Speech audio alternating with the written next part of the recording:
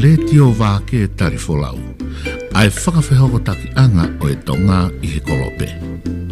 This is Radio Vake Tali Folau, where Tongans can connect globally.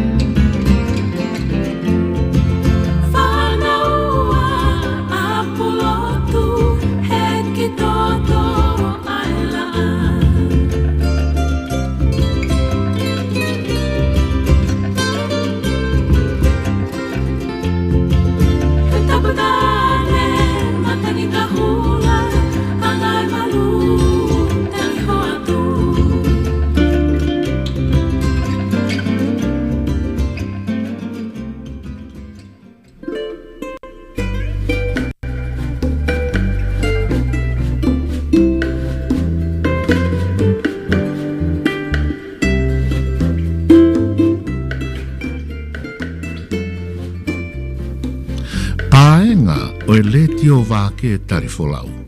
Ai whakawhehoko anga o e tonga I he kolope. This is Radio Tali Folau, where Tongans can connect globally.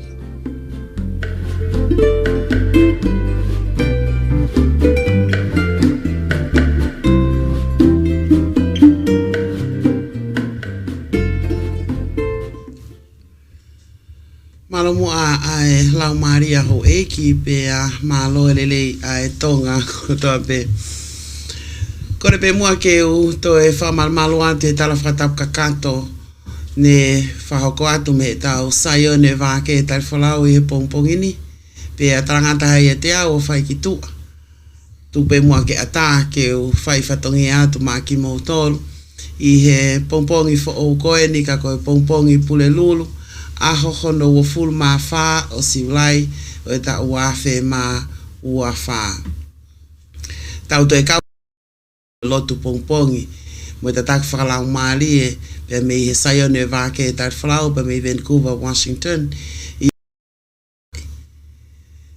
pe mo loto honga ia mo oni ko hi ko e ofa e otua tau la maha e otua fai ke tau mo ui o tau toi au sia mai ai pongpongi fa for off pongpongi o ma fana pongpongi o fie mari e o ko e pongpongi ni e ka ne tai o ai ne kau mai mahalo ko pongpongi ni ko tau aha ke wi kai ke tau ke lava tu ha ke olunga pe o ai hanga I fatama ke o hoko kau tau fa feta ko hui ko ene ofa tau mama o fai ke tau mo ui o tau o sia pongpongini. Ko la vei peo kia I ngahi loto fale o kuto ai ha tau whakafa. Pe au tau lotua pe I he taim ta tau whatawange pe pa mo e ofa mo e nonga ai tai ha mai ke ne lot nofo ia I ngahi loto fale o kunau to whanga I he whai ngataa I he pongpong koen. Pe kai ngatai mo tol ko ya ko sia ho mo a fa ere I o ge ya tala monu at ke mo tol fatawange ke mo mau ha aho fia aho monu ia aho o ku fonu I honga ia ko hi ko e hoko sia aho a fa ele I pe a I he time tau pe o ko tatalele ai tonga ko to pe o mo mea mai I pae ngai Vake Tali Folau ak mo tolo mo mea mai pe me he ngai state ni mangofolo amerikani kai uma a Australia New Zealand mo e ngai ot mo te pasiki tonga tatalele ki mo tolo mo mea mai pe me Europe ka ma Asia pe ko fepe I he kolope o ku ke mea mai me ai o ku ia e tatali le lei mo tatali loto ma fana pe mo honga ia au pito fea mai ai paenga o Letio tonga Vake Tali Folau. O ku kenga tainga ku tatalele ka ufano Letio mo wafe mai I he tau Facebooka kai o maafo ke tau phone application fika telefoni YouTube pe mo website e Letio Vake Tali Folau. Malo tau to mau ai ho wani ke pe fo ke tau taimi ke ngai feitu ke heng hange ko Hawaii I tonga ke ngai feitu tu apo heng hange ko Australia New Zealand o ke ngai feitu o ke fiafi hange ko Europe ke ngai feitu ko na kolo watu I he ngahi ngafa fatongia aho ke hoko tata hawa tu apo yak na tol hange ko ya ko Asia ko kita to ni ke ngai feitu o ku osi ofia tu ya ki he ho ata mari e hange ko te fak isite New York ke ngai feitu ko ya o ke ngai feitu ya hange ko feitu ko Marian Maile o ku na wa be ke na to le ho wata malo tau te mai pongpongini molo faha Amerika malo mo tau lava malo ngawe pe me hena pe fa fia mau pe tau felongo aki ka fano Letio ya pe me Utah malo tau mai pongpongini ka fano Letio pe me Portland Oregon linta malu ka mai toenga o ka fano Letio pe me Oregon me le va hoi kona kup ka fano Letio me Bay Area we uilo finau mo ka whanau Letio ko ia pe me Ontario so ka whanau Letio ko no ko mauloto mo ka whanau Letio pe me Victorville, California pe me feitu watu ko ia ka whanau Letio me Australia ko la pe Australia mai na to mahal ko to Oceania taha pe ko watu apo ka toa ki mo tolo no toa o ma honga ia yo mo wafea mai mo whalea mai i e tau Polokalama pe me Letio tonga Vake Tali Folau ko manatu i e fo i lea ai pa ka pe ko o ko lea ake pa e ngā pe mo pa e ngai Vake Tali Folau o ko manatu i maupe ko e fuafua taimi ke u whanongo ai ki hono ngawe aki ai lea ko ia ko e paenga o e Vake Tali Folau ko nai uluaki kamata ia e merehifo finau kau foke a merehifo finau ai ko to fefinea o sentu ala makakili ko e ngo founder ia Letio Vake Tali Folau ko ne osi ko de si pekia ka go manato i maupe nai fo o ia ka te au fa fo ke wafe tataha wafe tahaua wafe matahaua na aku fofua whanongo ai ki hono ngawe aki ko ni e paenga ko dai mwena wito ngai whanongo ko he Letio tige ki whanongo ka taha kune ngai aki paenga mara ta mai pongpongi ni e sela malu tolo aki pe a neu eke ai ki a merehifo finau ko ne si pekia ai uhinga ngawe aki e paenga ka koe fua taimi ai whanongo koe ki ono ngawe aki ai whuilea ko ia pe ane maria o pito ene whamatala o ne whamatala o pehe koe uhinga koe ene manatu i pe e ia ai talanoa ko ia ki he e tau whainga na e whai i tonga he kuonga ko ia na e ui ko e lafo pe au pehe to kua koe paenga koe whala ia o whai ai koe ai lafo wa inga koe lafo ngai ake paanga ko tu mo mana tu mo tol koe na mo kau he wa inga koe ia hange pe koe hange ha mapu kana e ngawe aki ai fala gai pe fu fala na fo fola me koe sika ho e kine na ngai ake vai nga koe ni na fo fola pepe a mai leva kakai o tu mo na fo ipate ai koe pate koe na ngai ki koe paanga ko paanga koe ni koe tau ngai aki vesa koe ki he koe hai ke kai lao pero ko pau ke te teke e te na uipe ko pate ko pau ke te teke e te fo ipate to la he pite ka wa inga pa ko ia pe ko e malohi pe malohi ia pe ko pau ke teke ia te fo ipate ni i ne hanga ia ta e fo ipate ko o kui mua pe mate to ko ta ko ia ai ko to ta ko e winia to ta ko te ne a tu ton pe he fo line ko e fala pe merehifo he taimi ko ia ko mere va hoi o tu na e lafo va inga lafo mere va hoi he ne ke tonga ko ia mere va hoi pe na e whamatala ko a merehifo na ne pe he o ku hange pe ai ene whakakau ko taimi ko tau pe o ku ne tangutua i e sea ko ia o e whamafola lea o kune hanga o whakataipe ai tala noa koe o whai ai ki he whala koia o whai aki ai lafo pe koe painga pang maari au pito he koe ku lafo atu ka ke lafo mai pe ku pau pe maua e whai koe koe whi lafo aki kana ne kamata pe koe kaongo ki hono ngai aki ai whai koe koe painga pe mea mele hifo tuke ka pau na ke whanongo koe hanga i Letio ke kimu ai ka koe mao koe a aku na aku toki ilo pe e au a hono ngai aki ai fo ilea i he taimi koe na e whai whatongi ai koe a mele hifo whinau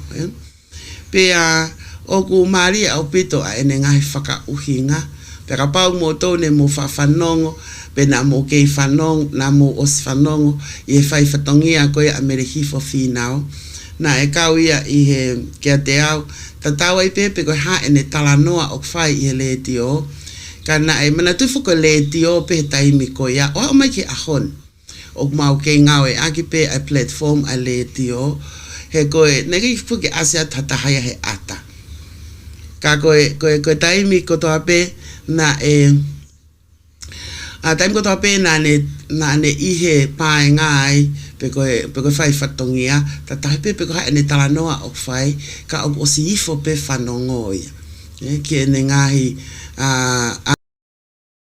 founga ene talanoa ko ene ki tuku lau mea mai ngahi mea koia o fai ke talanoa pe o ku mautol koia fai fatongia hange ko lau ta wako ko toa pe me iai pe au gai pe kau tahi toa o fa mafularea na o ke mo ui pe tonga na i ngai feitu keke ko la ve hange katea o ku hene ai fifine koia ko lau man petelo o ke ai kau tangata na o ke fai fatongia o ku wifo pe fanongo ya ko e kia ki nau tolu ka ko e uhinga ia o foilea ko uhinga ia e maunga o e ake foilea ko paenga Letio Vake Tali Folau na e kamata mai ia e merehifo fina pe au ku tau wako e pe mea kotoa ko hui ko mau inga tau whakaao ngai a e tau ngā hilea o mai au ngā e ake ngai ahoni ko uhi ke tau kei mana tu ipe a e tau ngā hilea ko ia good morning Lindsay malo tau mai pompongin a e tau ngā hilea ko ia pero pode mo vakai o gai foi hiva foi que ele tio Vake Tali Folau na fa uia e ongo la tu i he wafe ma taano wafe ma tafitu pero kau ia i foi fa o mali pero ko ange talanoa ko ni ko langa i mama ko si peki a mere hifo finau ka ko no faka uhinga i na e mau talanoa pe ko mo ongo la tu pe eke ma e ongo la tu ko hana yang ai me mo pe fa amu ke fa o ke kawa i hivan pe ne matalange sai ko me mau inga pe ko Letio ko fai fatongia ko Letio ke kakai tau fonua fa ho ko wat me hen pe ko ia leva ngai station so wa fe tafitu ya ko ia ngai station ko fu tu fa ampe ke asi ai ngai station ko ia i he ko ia e fo hiva e ko taimi ko ia os fotu a Texas fotu a Soleiki fotu a Maui na kamata mai foke Letio i Maui Hawaii os fotu pe a mo LA te gege fotu a Portland Oregon kai uma a Vancouver ka uma Seattle ka me ko ngahi station ya os mo station fakalotu ai ko ngai mimi ko ngai station na foto e wafe ta fitu pe ma fa pe ki pa ma tala no pe mo o pe ko ngo matu a ko ia a sione pe mo pelehifo ko e fa ko ha mi mo nga o ni ko tamai ko ha mi foto ha ka ko na ma o api i fasi pe amo uhinga hingo e Vake Tali Folau pe fa uleva e ongo ai fo hiva ko ia o mau ke ngawe aki pe o mai ke ahon ko tahaya nga hiva ko pe o mali ka kono faka uhinga ko e ongo pe ko ene faka lea ko ia ale o melehifo na ne pe o ko hono le o kange o kuongo mai soa manat ko e talanoa fokia me kao matao i mala e musika ka ko ene fakalea ia ko e ki he fo hiva ki he le o ko ia o mele fo he ene manatu ipe e ia o kuongo mai soa ko e ko fai fatongia atu a kuia ko tu ko ke ofio ke o mai soa ngawe o hake mosione makahiri mahako linsi o wofia tuia pe amo mere va hoi ko na kupu ka ko e mau inga ai e tau wakai ke ngai fai fatongia i mala e o broadcasting pe ko e fa mafola lea o mau inga au pito ke tau ke mau fai fatongia ke mau fai ato mau fatongia i he lelei taha ko uhi ke ongo atu pe ongo mai so atu kia whahinga. Wea whahinga ni nau pe me kei mau fi whanau matol ki he le o koe. Ka koe mea maho inga ia kia mau tol whai whatongia. Ba koe te meni, koe teo koe ia ke u whahoko whatongia, ko pau ke u ki tu, a ki minite nima, ko te to o kotoa e ngahe ka pau ku efi hia pe o ku whaingata ia nga mo ui, ko pau ke to o kotoa ia he koe taimi u mau whafotu ngātu i he whamafola lea, o ku mau mea mai te mo wongo i pe e ki mo toria ko e to tako e ni o ku angalele au pito, ne? O ku ka koe anga ia a e ku manatu i hake whakatalano atu ki e fo ilea ko ia ko e paenga i hono ngau e akipa ko lahi hono ngau e ake ngai feitu keke pea moe ngahi a Letio tau pakahako e Letio keke lahi au pito a hono ngau e aki ka o ku manatu ki fo ilea ko ia e pompongin i e whai whatongia atu koe ni pea me i he Vake Tali Folau.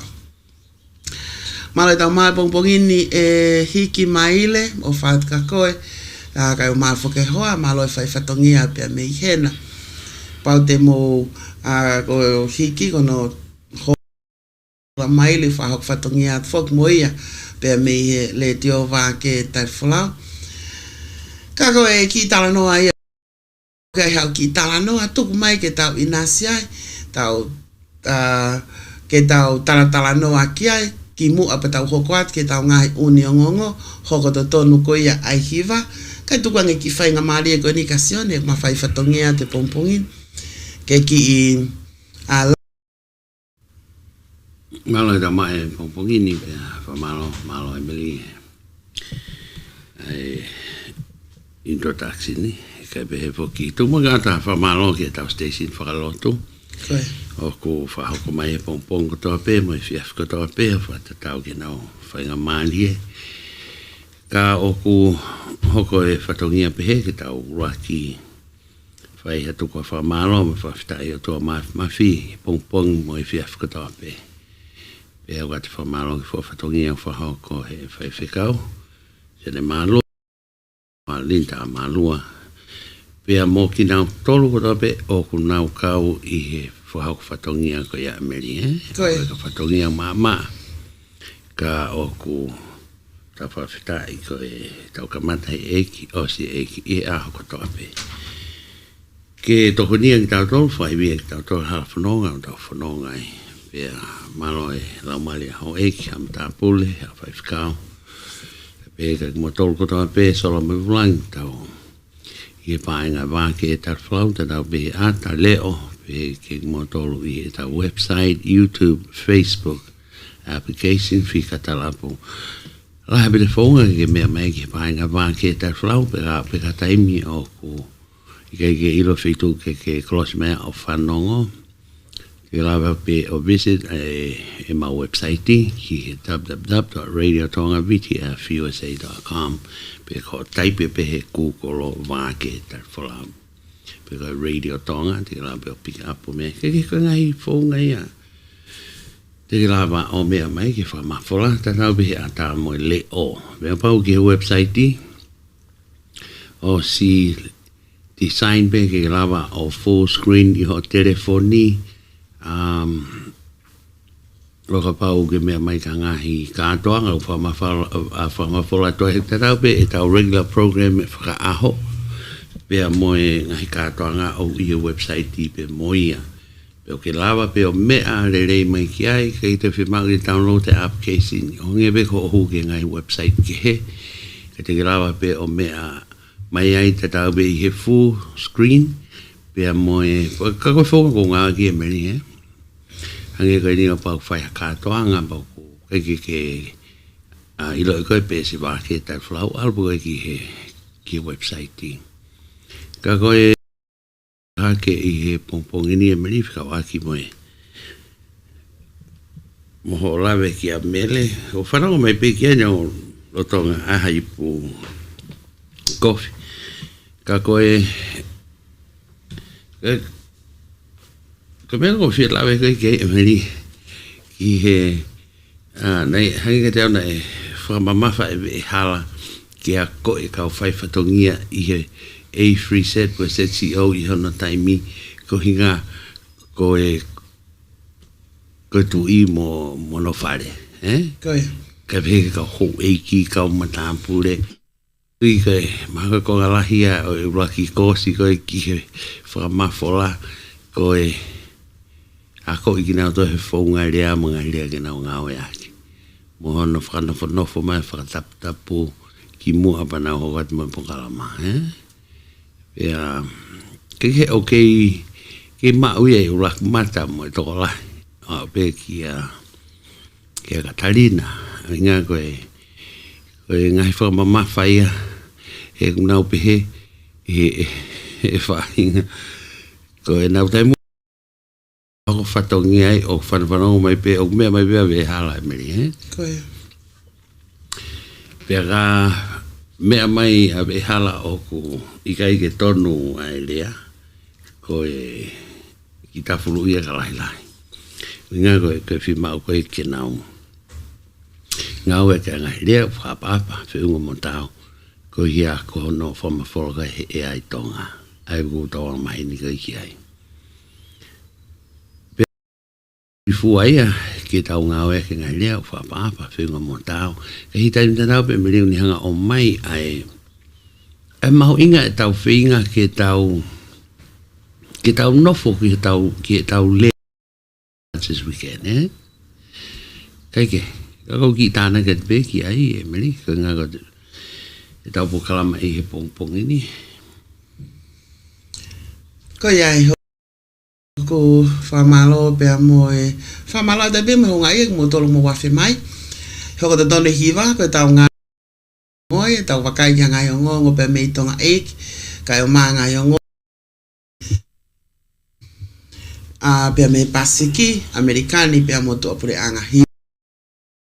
Hongo fulu ko aho pule lulu weni ko e tau Polokalama ia pia mo ngatu vai ko te Polokalama tu ai kau tau leka ko ia OEP area fa malo atu ai pe ki a malo meliame malo tau mai pompongin mo ne a meliame o ku pehe ai nga vi uliti palu tava ke fusmalohi no pele ve hala ko kau paioni Letio ko moni apito me ko no glave ki ai a meliame ko hongo fulu ko ngatu mai ka to leka ko tai mia fa na ngai Polokalama fa fe ki mo to ki ta Polokalama ngatu mai na fa ka mai ki exercise pe a fa fe ho mo ka to leka ka pau te ke ta leka ka o ai ha to leka fa fe ke kau he Polokalama lava pe ke huma ge zoom pe ko ene me amai pe anaia i ne televisione aho pe tai mo fulu ke ta ha pe ngai pule lulu o guna fa kau e ka ngatu vai ia pe ka to leka ke na lava na to ke ngai fale kai o lunch ka wi ki foi activity fa kalata ko to ta he mahina ko ni o na wo ki na toria o lunch pe na vilo pe to tongia tu lunch ko he to leka ko ka ko ki foi ho ta pe ko ho wa o na ka ki na to he lunch yo ko fa ki activity e ma inga ke ka ki ai a tau ka to leka pau ya fa ki lunch pe he ai ke na wo kai mo na fi ai ka tu pe si no fo ma pe a pe time ko to ape ke kau he tau leka Lindsay kana ngoi ako ko tau ngai ngo ko ni te ke o atu ke ngai ngo ngoi fe kau aki pe mo si ki tau leka i fe tu ko na si malo lo ko no atekia i he fale pe ko nursing home ka te to ko ate whakaiki ki ai o ngongo ko ia anai yang i e tau ngahi o ngongo ka ko whakai ati ai mo talanoa ki tau leka pe ako manatu i ai si mahu inga ko me ko tau ngā ue ia aho e whawhine to lahe o pito ki tau tolu tau kau ke ia livi ini pe kono toka ngā e kau tau leka Ko ngai ngongo ko ni whaloloma au pito whaka ki tau hiwa walu. Tau hiwa walu. Mate pe ko inga kono ateki ia I he nursing home ko e na Northway. Tahai ngai ngongo whakaloloma. Puka ngai ngongo maari au pito o ko wakai ki ai tau te whito ke ngai ngongo me Amerikani. Ko ngai ngongo ko ia pia me o moto e Pasifiki. Mana tui foki o kulotonga wheinga e wheitu ko ia Guam. Ke pure anga ko ia Amerikani. Ko nau wheinga ke to e ataki tu ape ke te hama hino mai. Ai whaunga ko ia te nau whai ai misaile. Ai au teu ke whahoko I Guam ia e whanuani ai misaile. Pea kole pea me pure anga ko ia o Guam. Ke ki tolo ia tu kai olewa ke mahino mo mau inga maria ke nau tolo e ngai Polokalama e hoko. Pea mo ngai siwi. Ngai whatotolo ko os whakahoko e kau matao I Amerikani. E ai nahi ngai uesia. Fia mau e ke ataki tu a ngawe Amerikani. Kau mai mangai ot motu ko ia kau ngā api. He nau kore ki whanuani. Ke nau toi tokanga nge tae ngai o ngongo maali. O ku tau wakai ki ai ko osia tuesi uesia ngai ot motu o Pasifiki. Ai atomi ngai ta o ko maliwa tu o ke uesia pia o mai ki ahon. Ko e ni ko ai misaile ni akane ngoia. Te tau toki whakakakato atu ai ngai o ngongo. I hoto tonu a hiwa pe of ki ai. I he pompukini ka koto ene tau minite nima ki he hiwa. Tupe mua ke o atu hiwa koe na tawanoa ki ai anenai. Ai hiwa koe a pa o whika o aki pa mo Letio Vake Tali Folau. Tuk mua ke o atu ia maki mo tolu. I mo menit koe ni.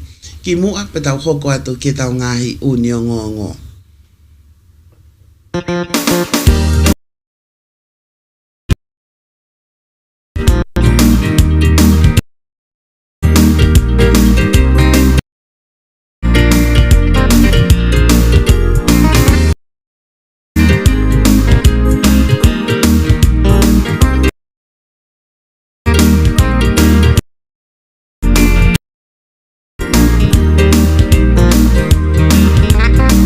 Fotua apea mei he makahilita Mai uhila mei he mahina Ka koe tau kipe tene lama ki he taulanga He koe au Na kofi o kumi Misi kua hoko moni me Ki he lola tongani Ua mona I he tu whelenite Ai ongo mai soa E mele hifo mai hole ona Mei he ngalo ea O whasi moe awhi Ka ko e takeri mai O kuinua I e tonga kotoa Ko hamisi kua me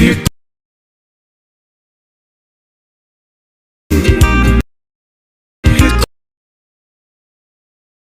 o tu whelenite Ai o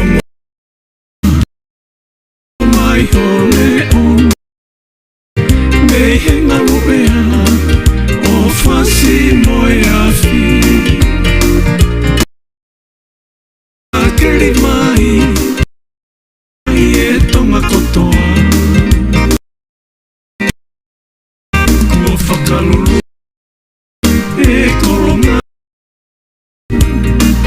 O I he whango mali Uriki ai he matamai Patahe la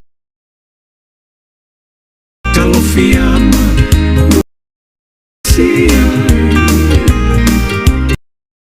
Maano ahina Whakafu Aho Uai Pea tonu Isai Uongo he whakai Laue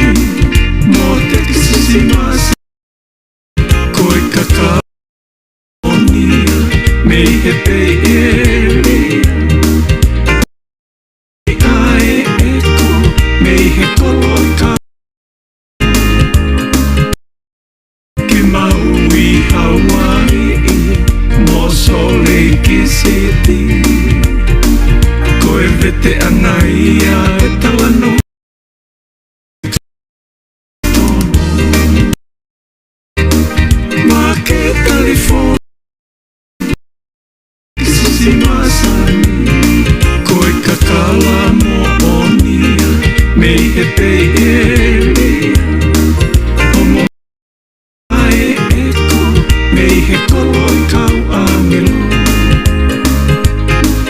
ki maui Hawaii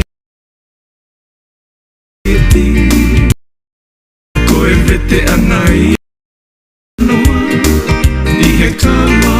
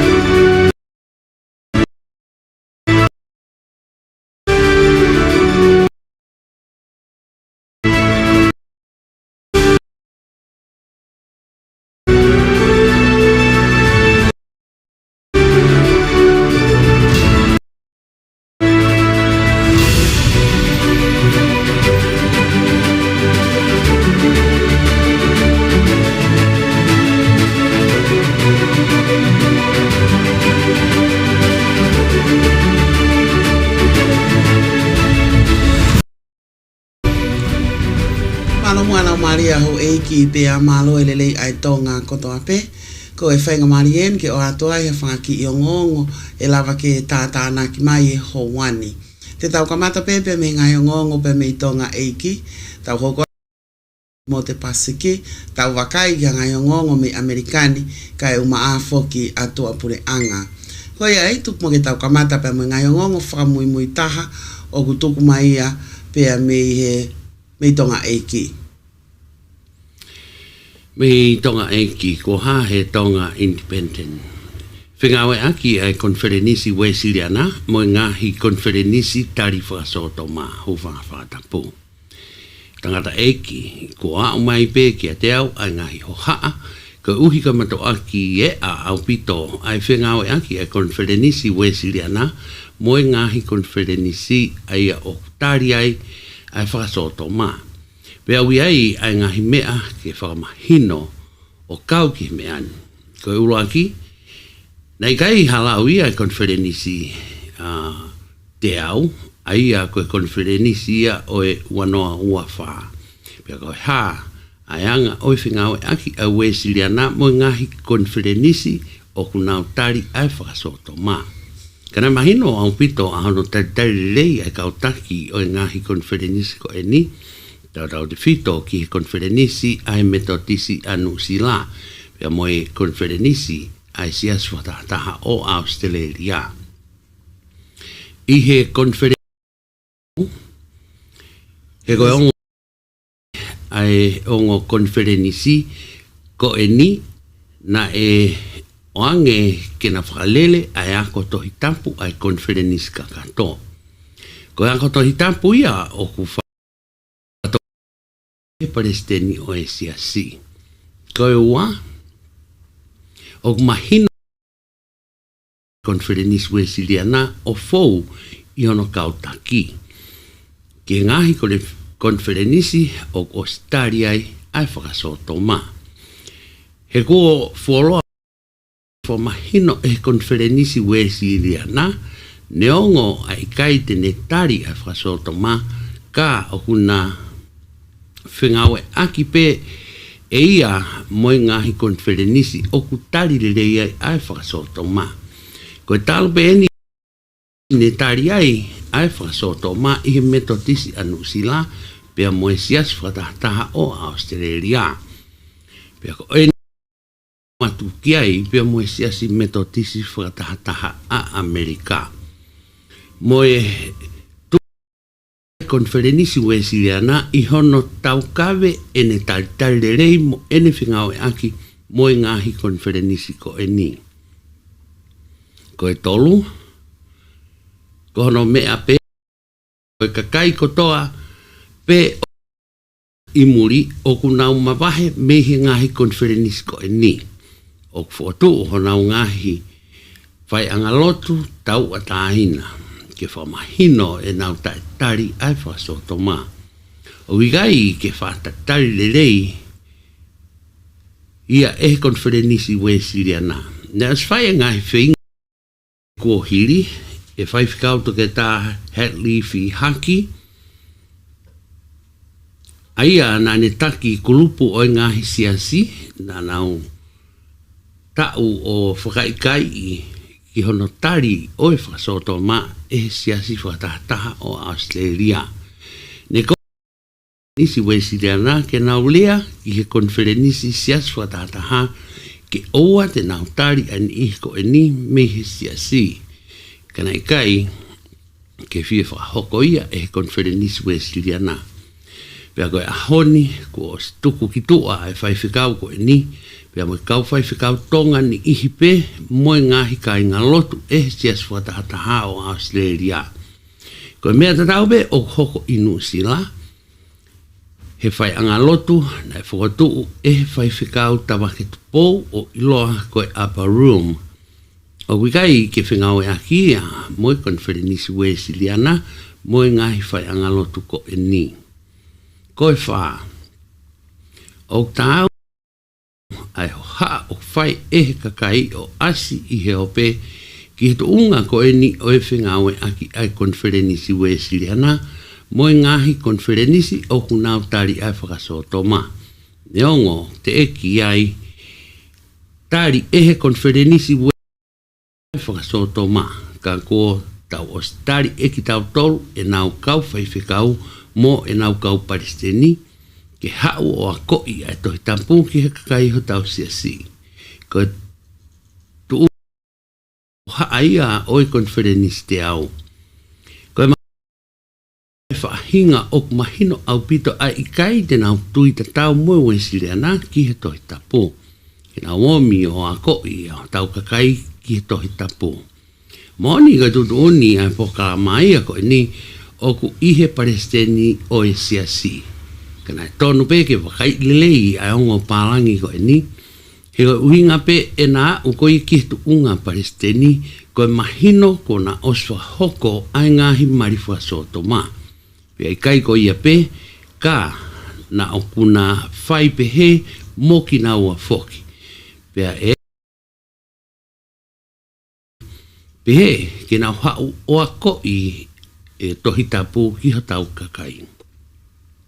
Koe ni ma, o ku mahino me to unga koe o kui ai a whengau e aki ai konferenisi Wesleyan mo e konferenisi o ku tari ai whakasoto ma.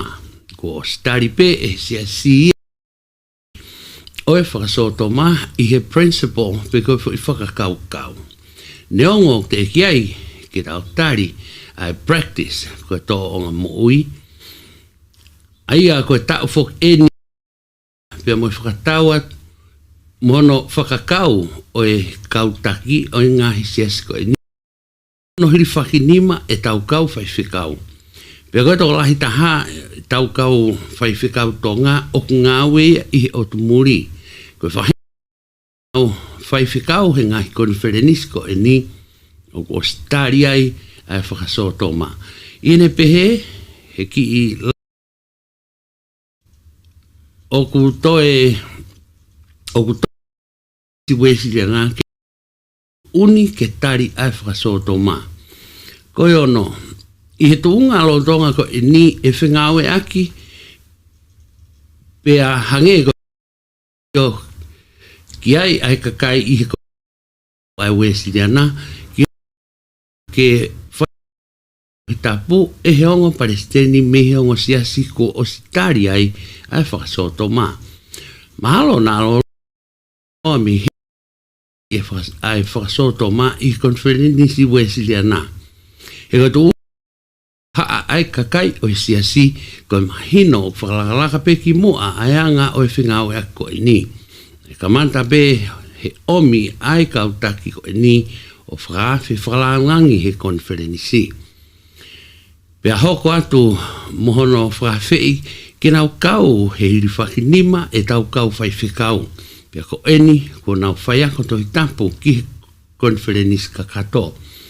O gui e whamatarani whataha pia makakai o whaha e nau hoha ihe o pe ko o stari e kautaki Wesley na whasoto ma neongo o te kike taria e he siasi. Iene pe o totonu whamahino e he siasi pe ko e ha ana tula o ngahi matuunga mo ngahi whangatanganta o e whengau e aki mo e konferenisi o kutaria e whakasoto ma.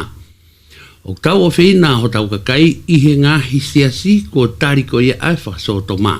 Ka o kutau ke iai ai ngahi whangatanganta o e nau ka aki nau tolu o kutau ke itu. Kata kutau ke itu ki hono anga hala oi whakasoto ma whapapatu to ke tā maafu palo o ne malama. Nga reo ka tohi ni ne emeri whai whikau ne whahu pego e pikapu he independence. Emeri? Tahe tau ngahi o ngongo pia me he tonga Independence News. Me he matangi to ngā ngong whamui ne ai ha tamai o eiki tau hong fulu mahiwa, matapure tau hong fulu mahiwa. Na ane mālolo, koe matapure koe ni me kolo vai, aia mālolo ia e whare mahaki mai o la, e aho watolu o siulai, matonga me ngai lavea la lahi, i he hit and run accident. Pe koe whatu tāmaki ne hoko e amonite aho oua o siulai. Whakatau whamatala koe me kau polisi unau pehe, ne malolo ai matapuleni makatu unga pe me ngahi lavea la lahi i he whatu tāmaki koe ni. Ne ripoti foki e potungai polis koe anukunuku. Ne ripoti ki he potungai polis anukunuku e taha o kau me mi taha pe o kakai he kolo. O unau pehe ko nau ma o hataha ai matapuleni i he ve e hala i he maha koia o atatasi i pea mo fo ui i he pompo. Whahaba me kau polisi ko e suspect ko e matapule ta uni manoa me a hao. Pea ko ne osi ko os whahaufuke kau polisi ai au kei ne whilawe i pea mo e whatu tā makini.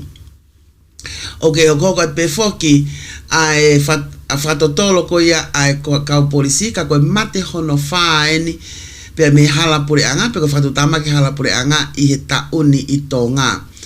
Ko ne ripoti foki pe me kau polisi ai fatu tama ke tahane hokoia i he pongpongi aho watolu o siulai.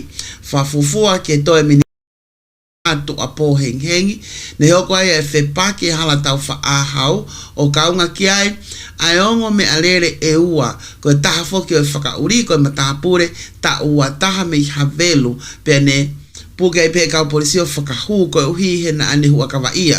Ko e whakauri e taha tau whaono, ko e matapule pe mei utulau, pe a ne hoko ai lavea ki ai, fasi hono vae, pe a gulotonga i whare mahaki vai o la. Ok, hoko ai pe fok me whatotolo e kau polisi, whekau aki pe a moe whatutamaki ko e ni. Ko e ongo, o gunau, toi whatokanga foki ke kakai o whanua ke nau wakai ke ngata anga koia o e ave lere me alele i aia o kutu e ve hala. I taim te tau peu nau toi whamanatu pe foki ai mahu inga ai whakauri au pito ke ngai tutu uni o e hala pure anga kai o maa foki ke oua e hua kawa ia i taim e whapo uri o nau whaka uri ai o pe foki pe me potungai polisi ka mata ke ki to e tolahi o ku whatu hoko e whatu tāmaki i e hala pure anga matu unga pe me he e nau hua kawa ia. Pe me i tonga eiki ai pe teu foki ke Queensland Rats kataki o ku teu ke whengawe aki ai Queensland Rats pe a moe Tonga Rugby Union kai uma afo ke tau malu whanua koe ai ne afio kau atu pe a moe tau malu whanua Australia ke whakahoko ha coaching clinic pe a moe ai kau wa inga koia i malae o akapulu pe Pea mo tokoni ai kau whai ako. Na whakau fukieni a watoro siulai o wafe maa wafaa. O ku whate fito ai ako koe ni, ki hono toe whakalele iange mo toe whakamálohia ai tau kei wa inga kai o maa ai ngai mea kehepe o a o atu foki ke whai tutu uni ko ia lolotonga ai wa inga. O gai foki e tangata ilo i Australia ko George Smith pene wa inga foki i he walapi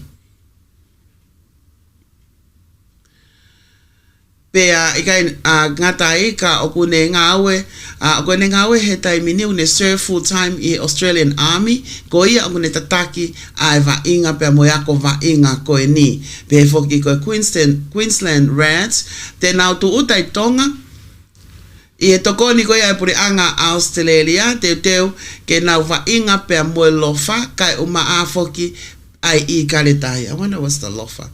Anyway, o te teo whahoko ai va inga koe ni full schedule ai ko Reds o ku nau kau kehe I he weekendi pe I he time te tau foki o ku teu ke whepakia mo I kaletahi aho whalaite aho wao no koia o siulai o e wafe maa ua taha o gai foki ai timi kakai fefine pe mo timi kakai tangata ko tu mako timi kakai fefine o ko lofa ai atonga pe mo aya ko ngo timi ko ni te na fepaki ko toa I he Teo Five Stadium I nuku alofa I aho flight ko ia o e weekendi ai auto ai ko pompongia ke I time na be I time na be ta no ki he sporty fa I he tonga independent me he rugby league world cup aya o ko tu ni he time tainimi e hosia e Australia a ngahi wa inga ko ia whahoko ia I Papua New Guinea. Whairau whamtako me International Rugby League a wilo ko IRL hanga o whaha mai e hanga e Australia o host a ngahi wa inga e whahoko hanga o host a Rugby League World Cup.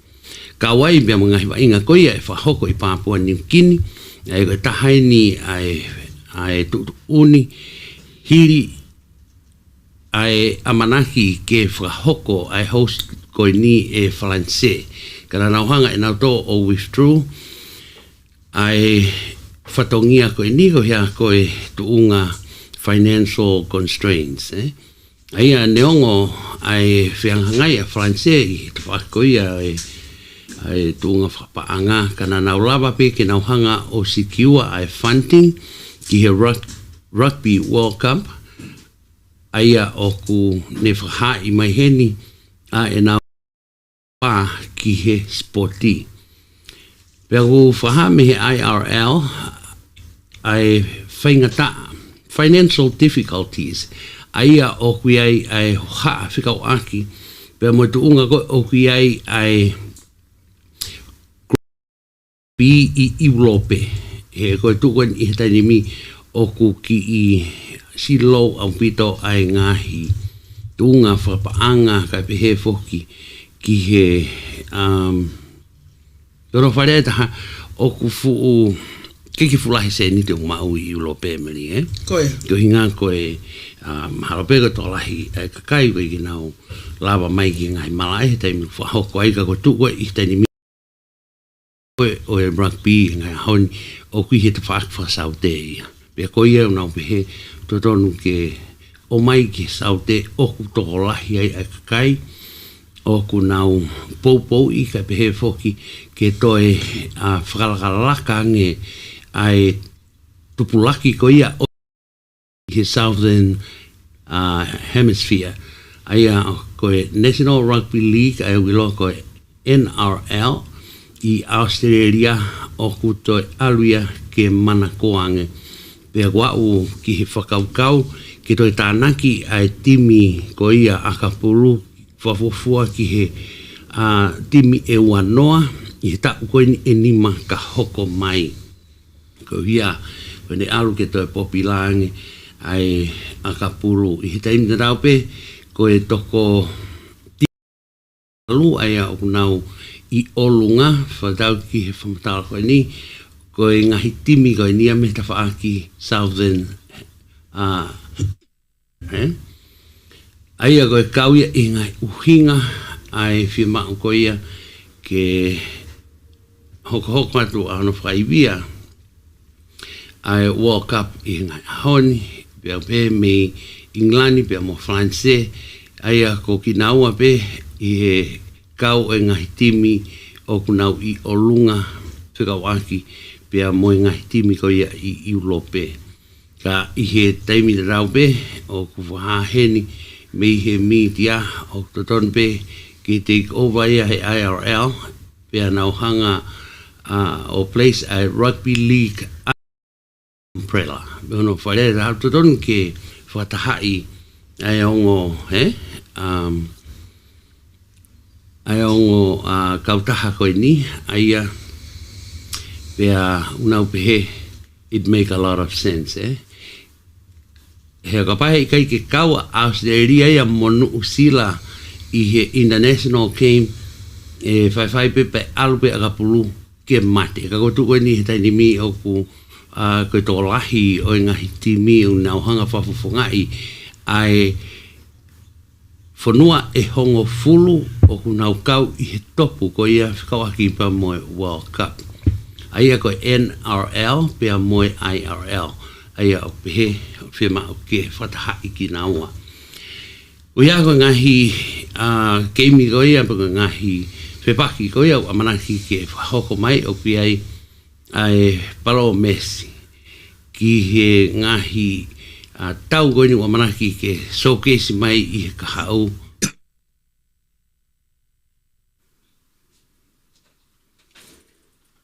Aia o kunau pehe I kai ngata pe I he maari e ngahi tau koe amo amanaki ke whahoko e ngahi whiauhi koe ni kai he taimi rau pe o ku kei I he whakakaukau pe atu unga whaka paanga o ki ai pe mono ngahi challenge. Emily? O whaospeni pia me I tonga eki me matang tonga I pe. Teu whokene spoti olimpiki pia ko taha eni me matapure tonga o fia au pito ko uhi he kua qualify ke le whafofonga I a tonga I he lova mita te au. Whafoki matang tonga ko Maleselo fukufuka ta uhongo full mahiva pe me tataka motonga tonga tapu ko to taha pe I tonga ko qualify ke ne whafofonga I ai whanua ki he spoti olimpiki I pahalesi o e tauni. Na pe fia au pito pe au tuko ne whalala ke o tua. Na ne whahau koe ni enelea koe ni ki mua pe ane mawahe atu me I tonga ki pahalesi I he whiawhiko ia ane a whi. O kune lolo tonga ako foki he form fitu ko ia ai koris toloa. Ko Maleselo foki na etok mau mai pepe a ene ai tutuni ko ia ai olimpiki ke ne kawa fai ke ne kawange ki he whiauhi koe ni I he wikamata anga ko weekend. Na pehe Maleselo na kai pe ke whakakaukau au te qualify ka neo ngoia na kai ke ne amanaki ki ai ka fia au pito ene whahake matang tonga. Na ne to tutuuni katak. Na ne mau tutuuni koe ni pea me Paris Olympics I kamatanga koe ai mahina ni hili I ne foki mai hili ai ne kawatu ki e whiauhi ai Oceania ai ne whahako e fisi a ulaki a walu koe a Osune. Na le toi pehe pe foki na o vale au pito I hono oange o ku qualify ki he lova mita te au. Na e kau pe ia I he ngahi lova tange koe mita e whangeau ta hawheni mangeau tolu wafi ka na tikei ke au. Kala te ke lova ia I he mita e te au. Ka leo ngoia o ku fia au pito e matapure koe ni pa ku ne whaha ke kakai e whanua den whapapau den whaihono lele taha I ne whalala ke otua pe kai ngata e ka koe ne foki mai pe me he vaingani me o ku ne tuku pā ke hoko atu ne tokoni I koe ia e toi Noa ke nau I mala e koia o sipoti ko faya ko koia a Maleselo ko siweni Filimone I tolo ape pe fa Fe auhi I tolo ako ba inga ko ni I toloa mei I he fiafi ko toa pe ki mua pe tok mawahe atu ai matapule ni ki palesi I he aho ko ia ane a fi. Ko tau ngahi uni o ngongo pe ia pe mei tonga eiki tau hoko atu ka ngai ngongo me otmoti pasiki hiri pe ai whanongonongo ko e ni.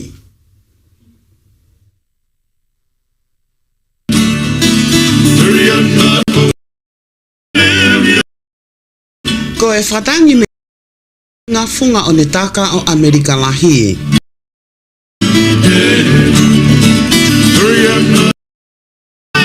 O ksifie ma o viviri o tau toka, hapasi ke ave ake tau whanau ke a komo whafoki ki oiai, ko tata anaki e kai ngā funga o ne taka I kare, hangai pale whakatupu langi, ke whahoko ake tau lulu e ato naki a honga o wafe ma wafa I he tu asila ko tatahani manoa Winston ngai pale o kawa ngahi mono pe mo me akeke pe I akikoe I aho ko ya ko tikite ki tona pe otokoni e ho e fakai kiki fiutak pe Tahanima, uo wanima ono walu no afitu. Fika telefoni tahanima, ono walu no afitu. Mai ho seniti, ko o atu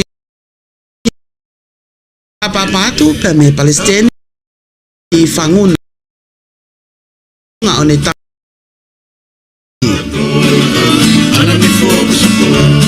Tau ko atu ke ngai unio ngongo ko ia pe me otmoto e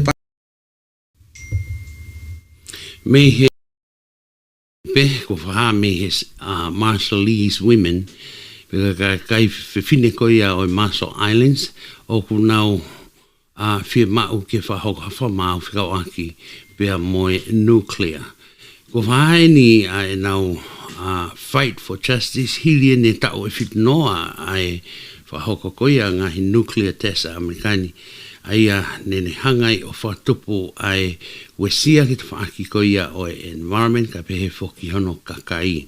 I taimi na nau pe, whahaheni e nau whatahataha ke nau alea whikau aki pia moe I gai ngata pe I he gender-based violence ki ngahi me a ko ia o hoko whikau aki moe wesia o e kakai whiwhine.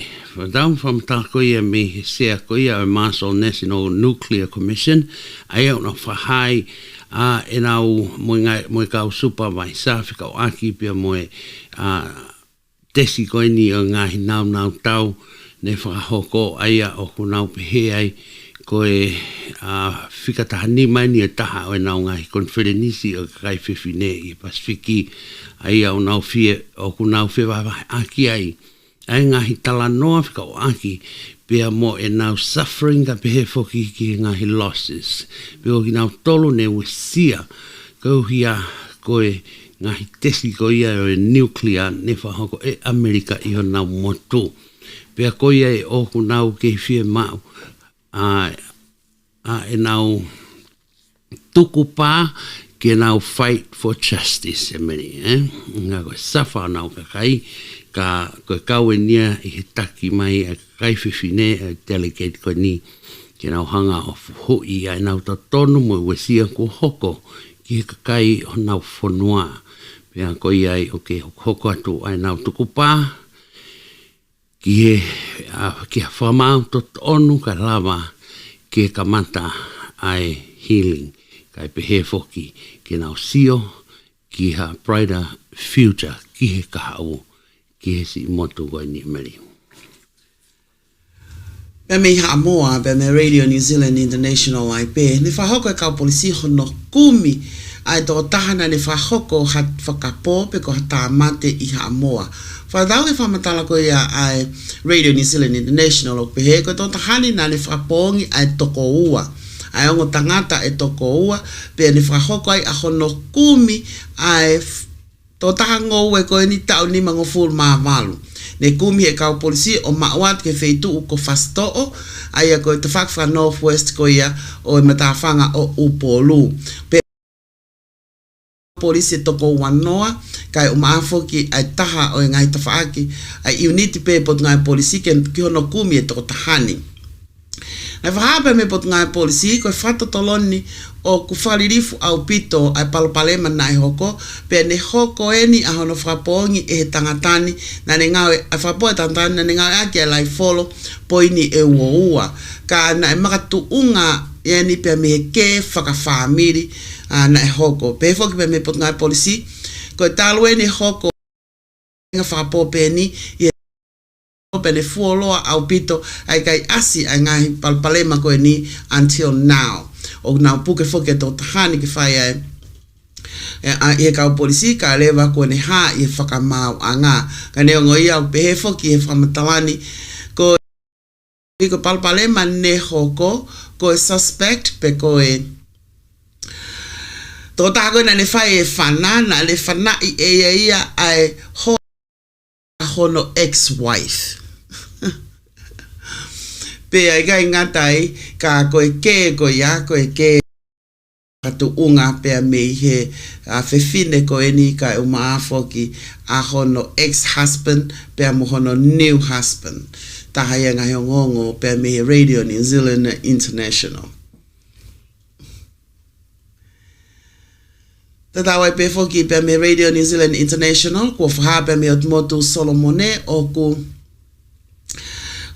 whahape me ikpale mia ko ia Solomone o kune whahoko hako pani ke tukuange hawhahinga whainga maalie whekau aki moe visa a kakai o Solomone kisia pani na e pefoke Jeremiah Manele o kuyai a ene tui ko ngahi a Postal noa fo o koeni a sia pani pa mo Solomone whekau aki mo ngai whainga maalie folau ne whahoko ne kamata ia i Tokyo i he hiri ko ia ai whakataha ai palm pe koe kautaki o mo te pasiki ne whahoko ko ia i Tokyo ne toi pe foki ko osi whakakaukau i sia pani ai proposal ko ni ko na whakaamu ke lava a Solomone pe mo kau mau passporti o Solomone ki siapani o ikai fie mau havisa.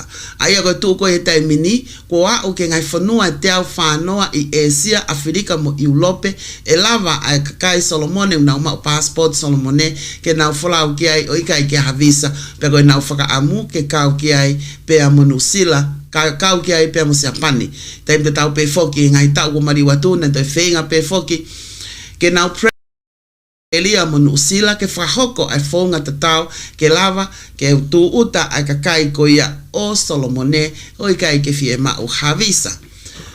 Ko tau ngahi uniongongo pe ia pe me motu o e pasiki, tau hoko atumua ke ngai ngongo pe me Amerikani hiri pe ai whanongonongo ko e ni.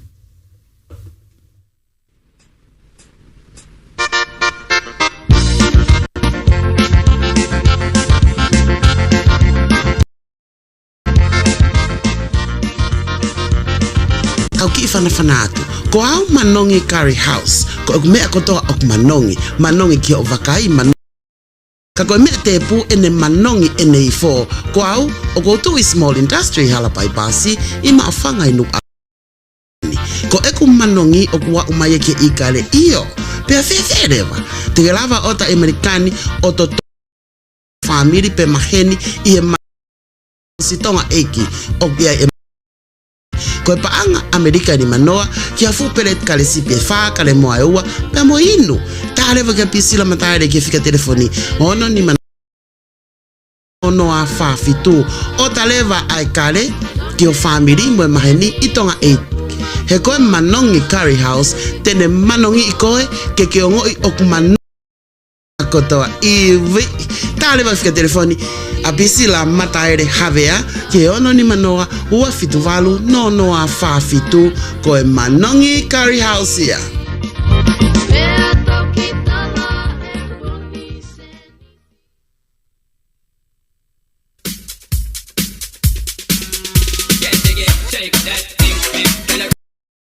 Pasita Ko whaituru tāpe taha tene whālu te kotoa. Se oke, tā katoa hono anga, whai a kia ho whamani anga. Lolo ala pasita, ngau e aki e taimi kotoa, he te ke ulo, mole mole, pia toi wheta paki o ange hawhai whetu ungingila, o kumau tiriwa ki mamani kotoa.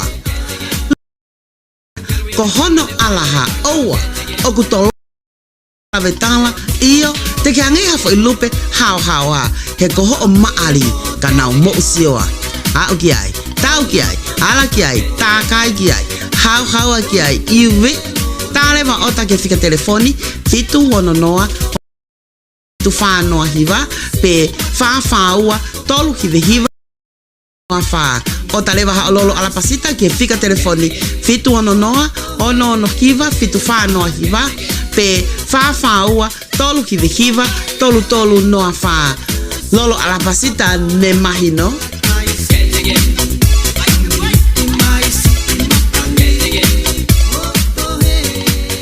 Hoko atu ke Amerikani ka mafoki atu apure anga.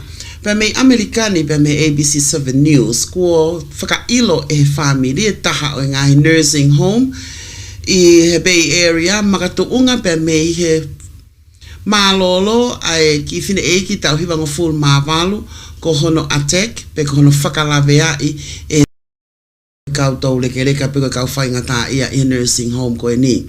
Me Santa Clara, California, ko whakailo e whamiri o e tau hiwa malu koe ni ai nursing home, makatu unga pe me whakalawea ne hoko ki nau wha e tau hiwa malu o ne si I mālolo ai.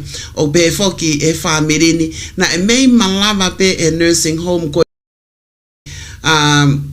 ke de prevent a hono whakalavea I koia o e fine eiki. O pe whoka fine eiki, fia fine eiki eni, na kei lama malava pe ia ai me a kehe. Ka e whatatau ki he whamatala koe ni pe koe tuku aki I ko whaile I e Santa Clara County District office attention. Hoko I tise ma tātolu, wafe ma ua tolu. I he nursing home pe o Iloa Commission Skilled Nursing and Sub-Acute Center I Santa Clara. O pe e he ne roommate ta o fitu hiva. A he fine e ki ta o hiva ngofulu ma valu koe ni. Na be ko nau tolu nau ahi mau pe ke fine e ki. Ka I taimi koe ne taange ai. A nursing home koe ni ke nau lere ki whare mahaki koe ngai awe fine eki ne na watu ki ai koe ngai lawe ne hoko ki ai ne fu whainga tā ia au pito ngai tā o uri whangawhata pula foki a hono mata kai o mafoki ai si I motu hono ni fo na e mate ai pe e fine eki ni ngai a hoi ua pe me iai ka koe whaka ilo koe ni koe civil lawsuit aia o nursing home ka o behefo ave ngofua au pito pe fine e kini ia tau te fito ke na o hake a ene roommate ko to taha ke malohi au pito na e a ufoki a fitutake ABC 7 News ki nursing home kana e whaha pe me ai he ke na lava o mai hanga e whamatala he o na osi he ko osi a whai ai whaka ilo ka paulewa o pehe e to taha koe ni ka pau o ku nice high-end care facility. Okay. Fe ai ngai facility kehe. O kuma koe taha o fu facility ko e ni pe ko fale vai ko ni ko ngahi ko fu ka taha ia o kulahi. Pe kai ngatai ka gwe ia to ka ko hai tu kunga o ku yai e fanga ki facility o toi si yange moto e ma ange ke ka to lekele ka ko tu ko e tai faka ilo pe kai ngatai ka o wang matikite ai to taha ta fitu full mahiva ai nane o hofi ko ia ai ki to lekele kani. Wow, so sad. Wow, pito. Kaya ai ha mai ta to kanga ai ka taha ko ia na to nga isi ka to lekele ka. Kaya. Pea te rau hoko atu ai pepe mo ngai ngongo ko ia mi Amerikani. Ko whakaha ke whahoko a hono toko mai ha whamatala me he Oval Office. Ai nā ta eiki Palestini whenau aki pia mo ene decision not to seek re-election. E heni ko amana ko kini whahoko ia I he whiawhi pule lulu Eastern Time. E whiawhi pule lulu Eastern Time a honia I he whahwa ene whaitut uni ke step down pe drop out ki he whiri Palestini ko e wanoa ua wha. Aia oku iai a e ngahi a matunga dene hanga o whakaha ai amanaki ke tāpuni o e chapter ko ia o ene whahoko whatongia ki he pure anga o whafofua ki he half a century. Ai aga tau ia eni manoa whafofua ki ai. Ko iai he kai ki ta hoko ia ko e nominee ki he Polokalama ai ko pego tau asi wakai ke ngai a honi ka koe ia he tangata e ki o kune ke mau pe ia a stamina ka pe he foki ki he faculties ki ne hanga o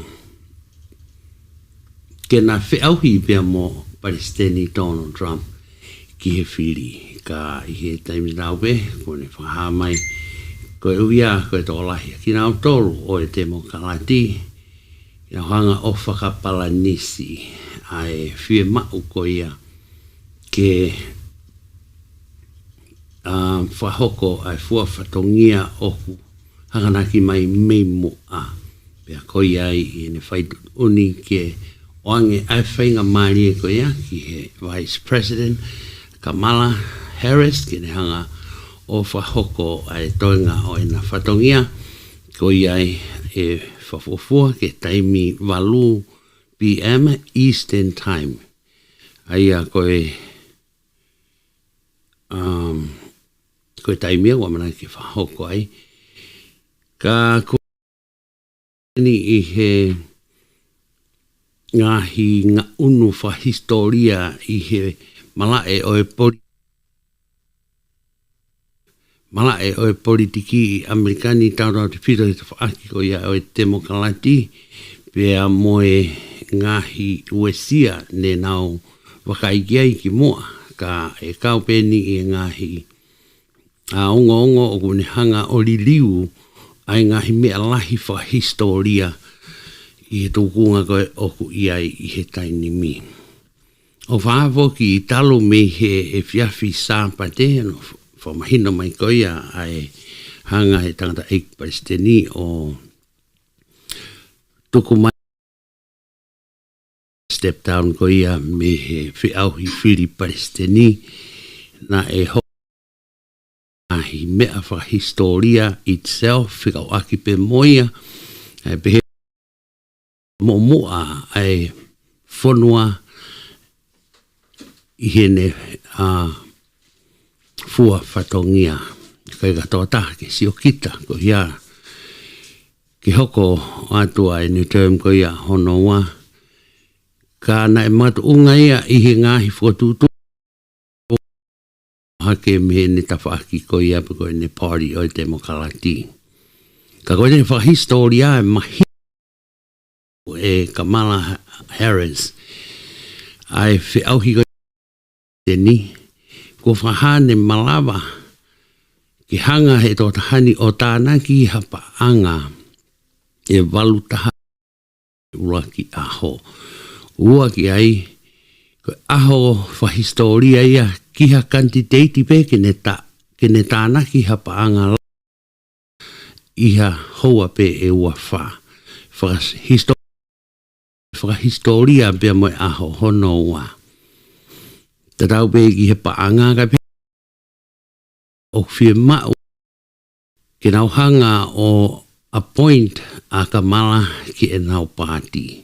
E nai whie mau ai ta hawhi hiwangi au tupu o e delegate ke nau hanga o appoint ia. Ka I aho ko uruaki toko ta hawhi whangi au tupu. Aho ki toko wawhi nimangi au o e delegate ne nau hanga appoint. Kamala Harris hoko ko hatoko taha te hanga o ai pāti ko ia ki he whea Fili Palestini. I he taimi tatau pe, ne toe hiki to ke pia mo toko lahi o e ka. I gai ngata pe, i ngai kulupu kehe, kana tia o kupehe, ki toko ono, o kuna, ki hono teke ko, ki ne hanga ikuna i ai Fili Palestini o wanoa ua whaa. I ngai whaha koe ni o e excitement ki he whaaki ko ia o e demokalati ko aluha ke ai e tuu koe peni koe haa a e polls ko ia o kumo wakai koe ki ai ka hake ki he aki ai peseti e ua ai liliu koe ni matai fika koe ni e neongo ne e tuu mau i he ngai mahina koe ni ko maliwa tu i he kei kau ko ia a paiten ki he whiri ka kōri liu ia i he tainimi. O i kai ngata pe ai ngā historia o i ngā unu ko e ni ka oku hau whakataha ia pia moe toko lahi o i ngāhi waa whengau e aki i kai ngā whakataha i he Zoom. Ne awa ka taimi kai tu e lawa he esumia ke ne hanga o Kerry. E toko 90,000 whatataha mai he kakai whewhi ke nau hanga a kama. Koe. Pea fukulupu koe. Ne hei ki te lawa he esumia pesi e ta. Ko iai ko toko 50,000 nau to ngā unu nau to. Nau tau rea mo e lau miliona. Ko si ka kaburi uri ne uri whai kai tala noa. Pea fufaka oho vare au pito ia ki he whai ko ia o i demokalati. Nai rea e whakahistoria pehen. Ka koe tukunga ko i he tainimi. Port ko fine uri, kakai uri itself, to e kau ki a wako e meri. Ko ka mata ke rea whanau ako, he kuka. Ka ke na whai koe laka whaa, ka oku pehe kua o ki he TikTok kia i he tainimi meri ene popular, nau hanga no support o Kamala Harris. Kai pehe foki ki he X ai ne iloa koe Twitter. Nonga o mai kai ngata ngai short video ka kuna fie i he hama hino mai e liu koe ni pia koe ai o kule excitement koe ni e he kakai o e whonua he unau o ngoi o ku iai ai liu i he tawhako i ni ka taurari whito ki he lahi a bit of concern because si ko hia ka hoko a tono teni o kuna uilifia ki he lahi ai more ai totonu o e ti ki he kakai o e whonua i kau ia meri kai he taim te rau pe toi tānaki mai mai whai koe kakai whiwhine o ko ia koe liu ko ia he od ai totonu ko ia o kakai whiwhine toi hao mai whukulupu ia ko ia meri henga rau e rau toki si ki he le koe nga hoko mai o au ki November. Ka kua whakahua atu ha complained ai mau campaign ko ia a Trump ki he Federal Election Commission. Ai o pehe o wikai to tonu ke ave ai paanga koe na e o stanaki ki he campaign ko a Joe Biden ke ave ia ki he akauni koe a Kamala Harris. Ko complain koe ni na e whaile ia e he seniare, council seniare ko ia, a peko general council ko ia a Trump campaign, David Warrington, pea ni o pehe, ko tahapuine 5 miliona, o wikai fie mau ia ke ave kia toi Palestine, peko ka toi take, he? Ai au pehe foku I kua osi o vai pa anga ia au tānaki e Kamala, pea mei he ene e tānaki Joe Biden. Ko osi o tahapuine 5 miliona. Ko osi au ia ke taha biliona. Ai pa anga ko ia. E taimu tau nau toi pepe fofata tau ke lao ko ia a Federal Election Campaign Act o tahiwa fitu taha ne ko lao ko ia ne makatu ungai a hono whakahua tu ko ia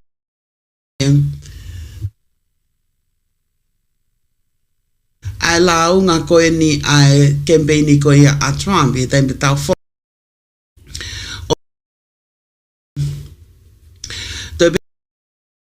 tau hipa anga peko dressera ko ia o campaign ko ni ko e lao ngani o mo oni au pito ia ai ko te pepe ta faka Trump o mo oni au pito ia he o kune hanga e ia o mau I ai lao tau te fito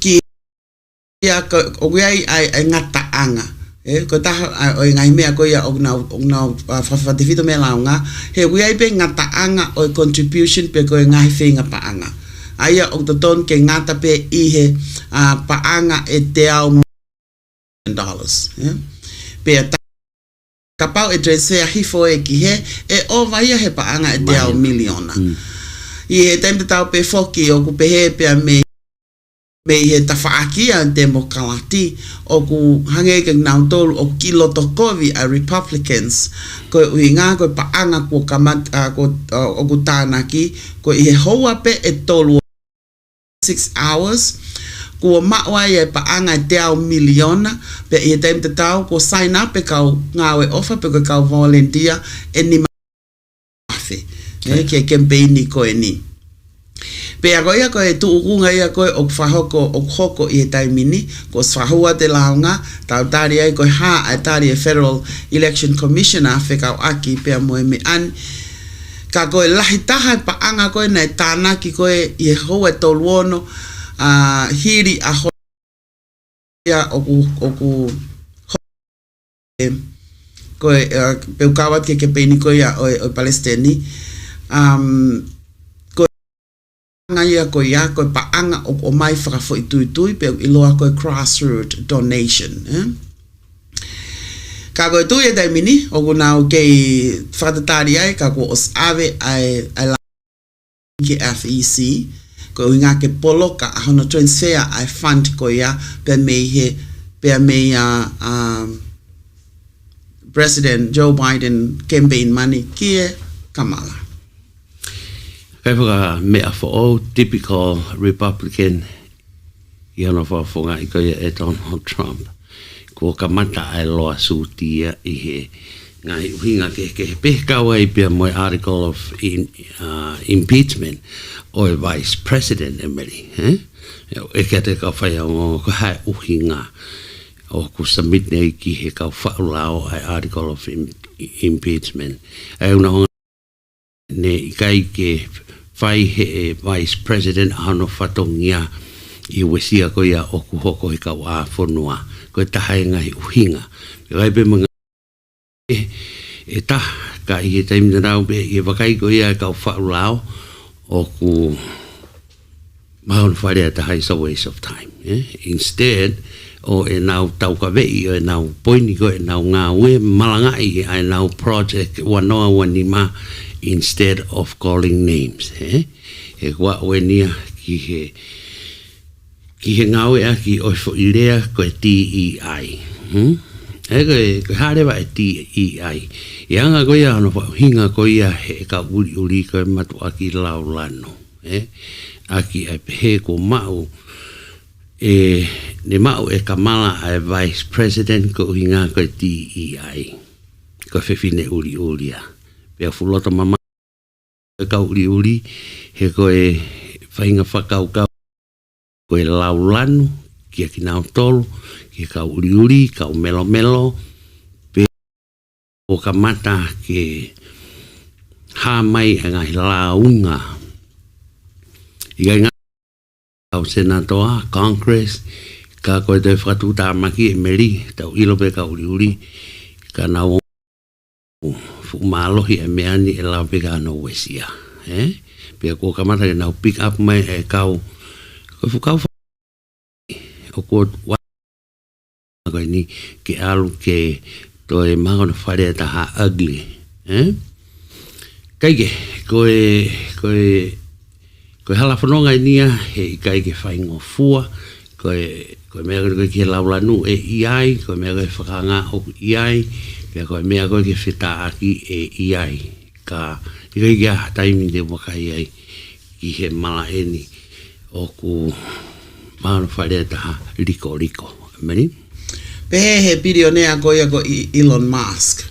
Kua ne whaka ikai ai lipo he o kune tono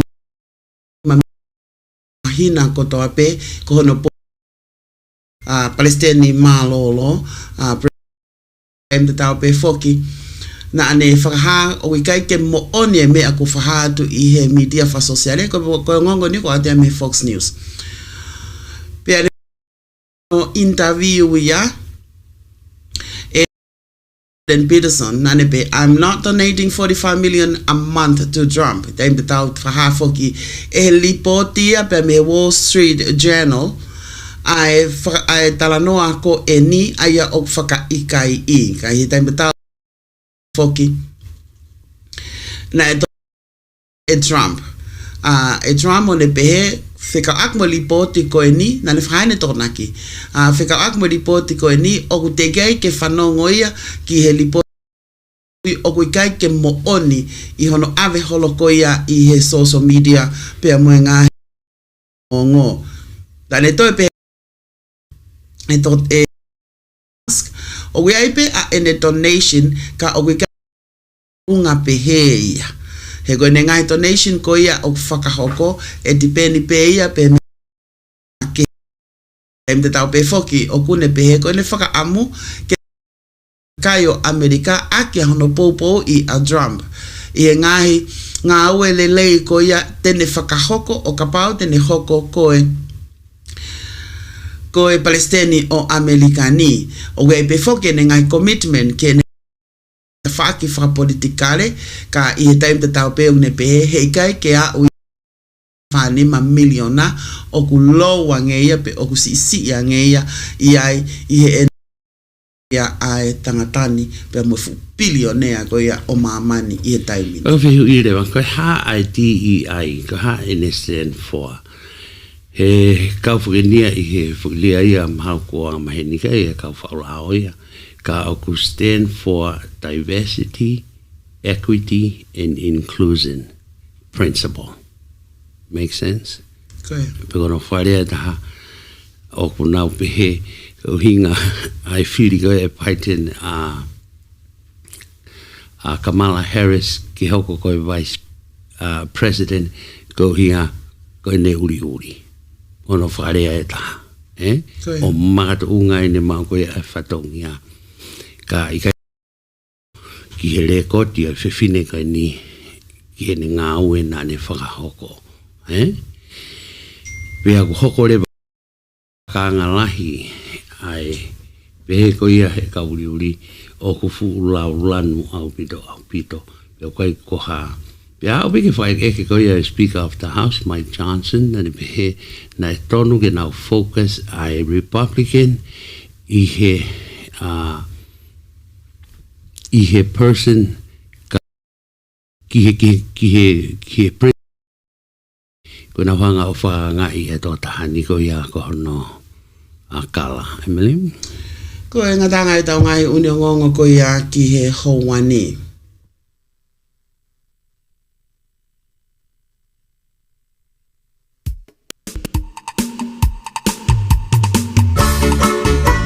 Mua ke usani mo viki ai lolo kakala I te au. O pesete te au e mea kotoa ngai koloa whatonga ko na whai te Amerikani. He koe koloa tapo o peto originalo. O klaske ke mea kotoa ai whala ngatu fiu ta wahilala kafa peke peka whakahapai mo etc etc. Pero toi pe se te dea e kalas keke mono kalas ok ningila kalas ok pan kalas ok whatapakoula kalas ok lantaha pelan keke ko e hape ho manako tau kolosi ai ke ngai nau ke apisia iyo ai feta o toka tuitu tori fakia ano foi kato teu ko frateu nga ake lolo kakala te au pe a ko lolo kakala te au aha pe moni le ai palangi o gia e kakala tupu a pe toi whakaono poni whiri koe he kai siva ho amanaki tape ke alinsi po me e fika telefoni fitu ono noa ono valuono no awo no awa fika telefoni fitu ono noa ono valuono no pe ko fitu tak pe ki ne Facebook alinsi po ko kia he ko men ne te ke ilo te ke ilo ai o ma fai fatongia ho wa fa tari pe o phone da seni ya tu pe o koloa he va vetaha seuke ko lolo kakala te au ya vave pau pe to original pe to organic ai me akotoa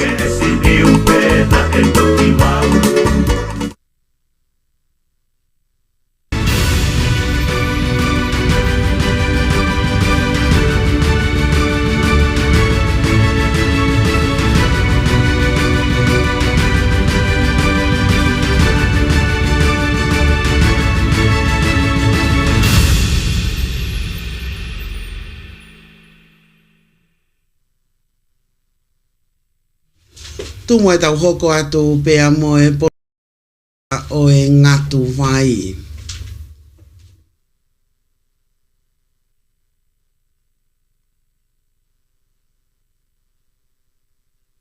Lua. Tau ki tāri pia mi te taha tu pe ko ni ko tau mau e Silia pe a ko ya tau Meli ko ya tau hoko atu me tau Polokalama ko ya ngatu vai malo Silia malo api pe Meli tau malo mo tau mau ai pong fo o koeni pe a tau whawheta i pege o tua mafi i he ne tau i ofa o tau toi whe mātak fia i a fo o koeni pe au tai le rei ki mo tolu ko toa pe ki Polokalama ai ngatu vai me San Francisco kai tu pe mo oku ke whainga marie ke whai pe mua haki i pou whakaloto lahi pe ma ki tau tolu he pongpongini. Aia o kua fie vahe he pongpongini ki he lea ko e tau kapo. Pe ko e tau kawei. Aia ko hataha o ku tuu ke whafofongai. Ke talaha to tonu a hataha. O ku tuku aki iki ai hahia e kovi ko ne whai. Pe au ku ai taha tau kapo rewa ke whakamo ni ai tonu pe mo haua ai toko taha whakailoa. Me he tuku aki i kua whai.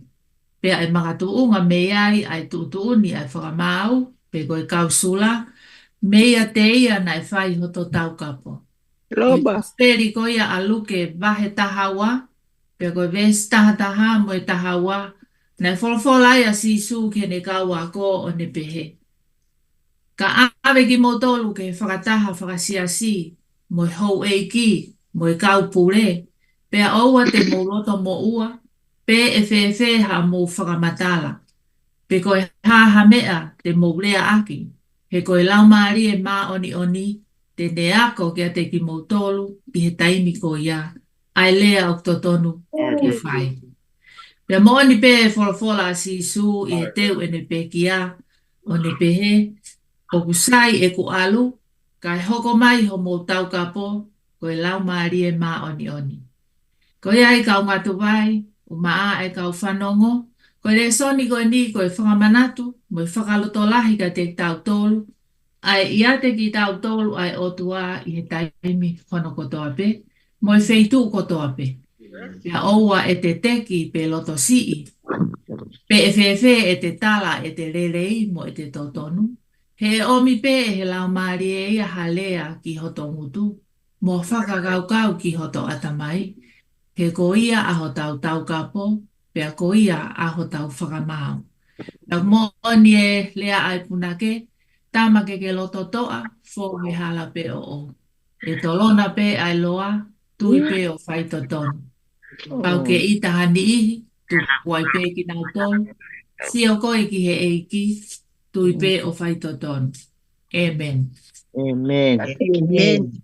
Malo. Malo. Silia. Kwenda watuwai. Malo. Mm. Iyo. Hata ake kipopo wala umare. Malo Paupe. si. Iyo. Ka paupe ki hata ki tāna ki mai ki tau ki popo he pongpong ini wata pe. Kwenda popo wala umare. O kai ke uto e whai atu a ki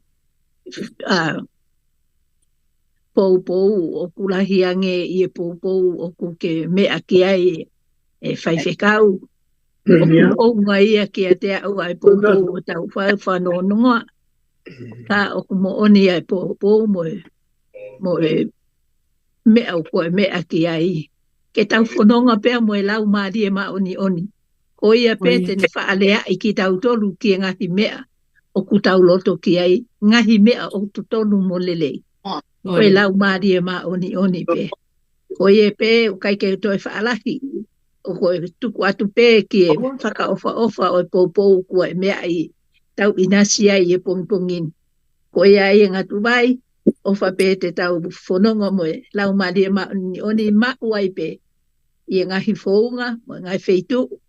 Tau no foi api po ta fofononga I feitu koto ape o kumalu I pe ki tau tolu e lau maadi e maoni oni.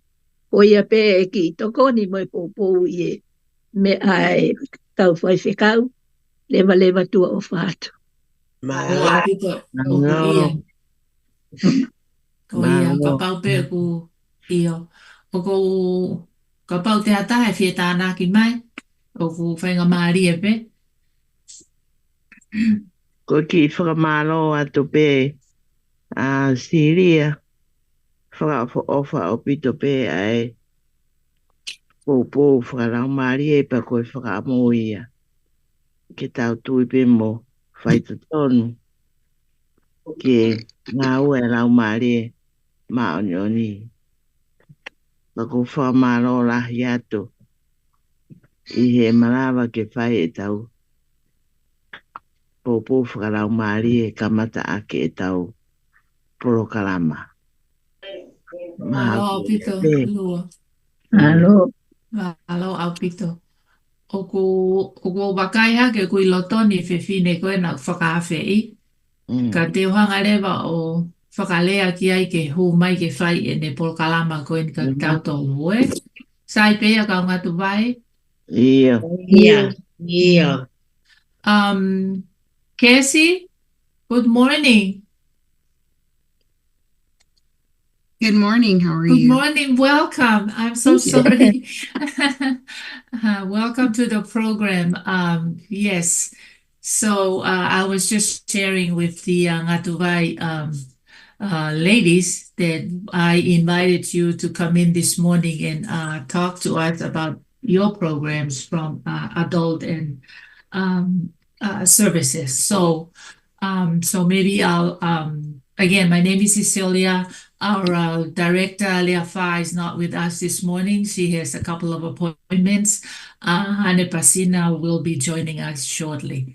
So if you don't mind, just introduce yourself and I'll give you the time. You have 30 minutes. If it's less than that, that's fine. Whatever time you want. Wonderful. Thank you. Thank you, Cassie.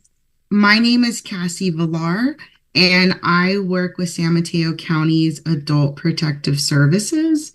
So today I'm just going to be talking about some of the types of ways our older adults and seniors are scammed out of money.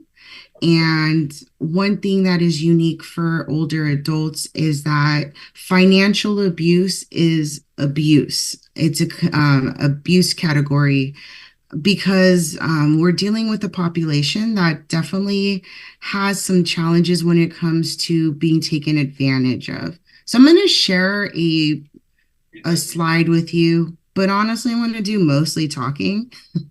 I like to talk. So just want to let you know, my name is Cassie Villar once again, and a little about myself. I am born and raised here in the peninsula in San Francisco. I also am still in a multi-generational home. I also was able to help care for my grandfather with my mom. We're very multi-generational when it comes to taking care of our elders, but not only that, but protecting them in ways sometimes we don't talk about. And that's what I'm here for. So, what is Adult Protective Services? Well, we are county employees who support older and dependent adults. So, we investigate any kind of abuse allegations for individuals who are independent. You could live in a home, an apartment, anything like that, as long as you're independent. If you have any concerns with somebody in a nursing home, long-term care facility, you will contact Ombudsman. Other than that, you would contact us, and we support individuals over the age of 60 years old in the state of California. Also, we support dependent adults between 18 to 59. One last thing I forgot to mention is we are 100% a voluntary program, which is much different than working with children. I worked with foster youth for 20 years here in the county of San Mateo. That's how I met you, East Palo Alto. And so I work with kids. And it's different because we make a choice for a child. We're making decisions for them. But for adults, you can choose to work with our social worker or not. There's no penalty because you're an adult. There's anytime there's any criminal issues, we cross-report to the police, but it's truly up to the individual who's being investigated to work with us or not. We don't work with immigration. We also do not remove people from their house. You are legally able to make your own decision. They're your decisions to make. So we can't tell you how to live. We can't take you out of your home. We're 100% here to see if you're open to talking about our concerns. And if you're not, that's okay. Those are your choices to make. So one thing that is unique with working with our older adults and seniors is that one of our biggest adult abuse categories is finances, money. We're exploding right now with the number of referrals we're getting when it comes to financial abuse. So that's why I'm here today. And I like to talk about it because we never talk about it. I kind of find, for instance, when I was my grandfather's caregiver, he didn't talk about money until it was gone, or he lost the money and needed some help. A lot of times it's personal, it's mine, I don't want to share. But we're here just to talk about different ways that we can be taken advantage of by money. The first thing is somebody comes in, takes your money or takes something that you own. That's very simple. But another one that we see is folks having older adults sign paper and they don't know what they're signing. Here's an example in my own house, my own family member. On my dad's side, my aunt had my grandmother sign a form that she did not know what she was signing. And what happened was my grandma agreed to give my aunt the house. That's abusive. That's when it's becoming abusive because my grandmother in the moment didn't know exactly the paper she was signing. Even though there's 4 living siblings, that's when it becomes abuse. When somebody is intentionally trying to take something from you is when the lines start to change. But also we do see sometimes people will try to have older adults sign signatures because they want to get power. That could be power of attorney. That could be signing over the house. That can be any of those kind of things. It's good to do updates, but it's different if someone's telling you to do it because they're threatening you or they're not telling you their true intentions. Another one that was huge, and especially after the pandemic, is the scam calls. We are all getting text messages, emails. It's big. And we're seeing a big increase in all communities. And the reason I like to talk about it is because they target our seniors completely different than they target different generations. And so it's kind of good to learn what's happening, right? And so that's what we're going to kind of just focus on. One that's still popular is a romance scam. Romance scams became a lot more popular because after the pandemic, we're now online. Sometimes we can't see each other in person. Sometimes we get lonely and we just look for friendship or a relationship. So a lot of times people still are interested in meeting people. That could be a text message, that could be an email, that can be in anywhere you can have a group chat. The hard part working with folks who are in relationships is they don't see themselves as victims sometimes. You might have a friend open up to you. I met this great gentleman. He's so sweet. And I lent him some money, but he promised to pay me back. That definitely still occurs. The challenge is a lot of people are pretending to be people they're not. And a lot of time, these scammers are from different countries. So if you've lost money to a romance relationship, thinking you're going to get it back, it's really, really hard to get the money back when it hits international waters. Example, Nigeria is a big hub for these type of scams. And when we talk about money, how do we lose money? It's changing. You know, in the old days, it was a cash or a check, right? Now money is changing. It's becoming gift cards. It's becoming cryptocurrency, also known as crypto. People lose money in wire transfers.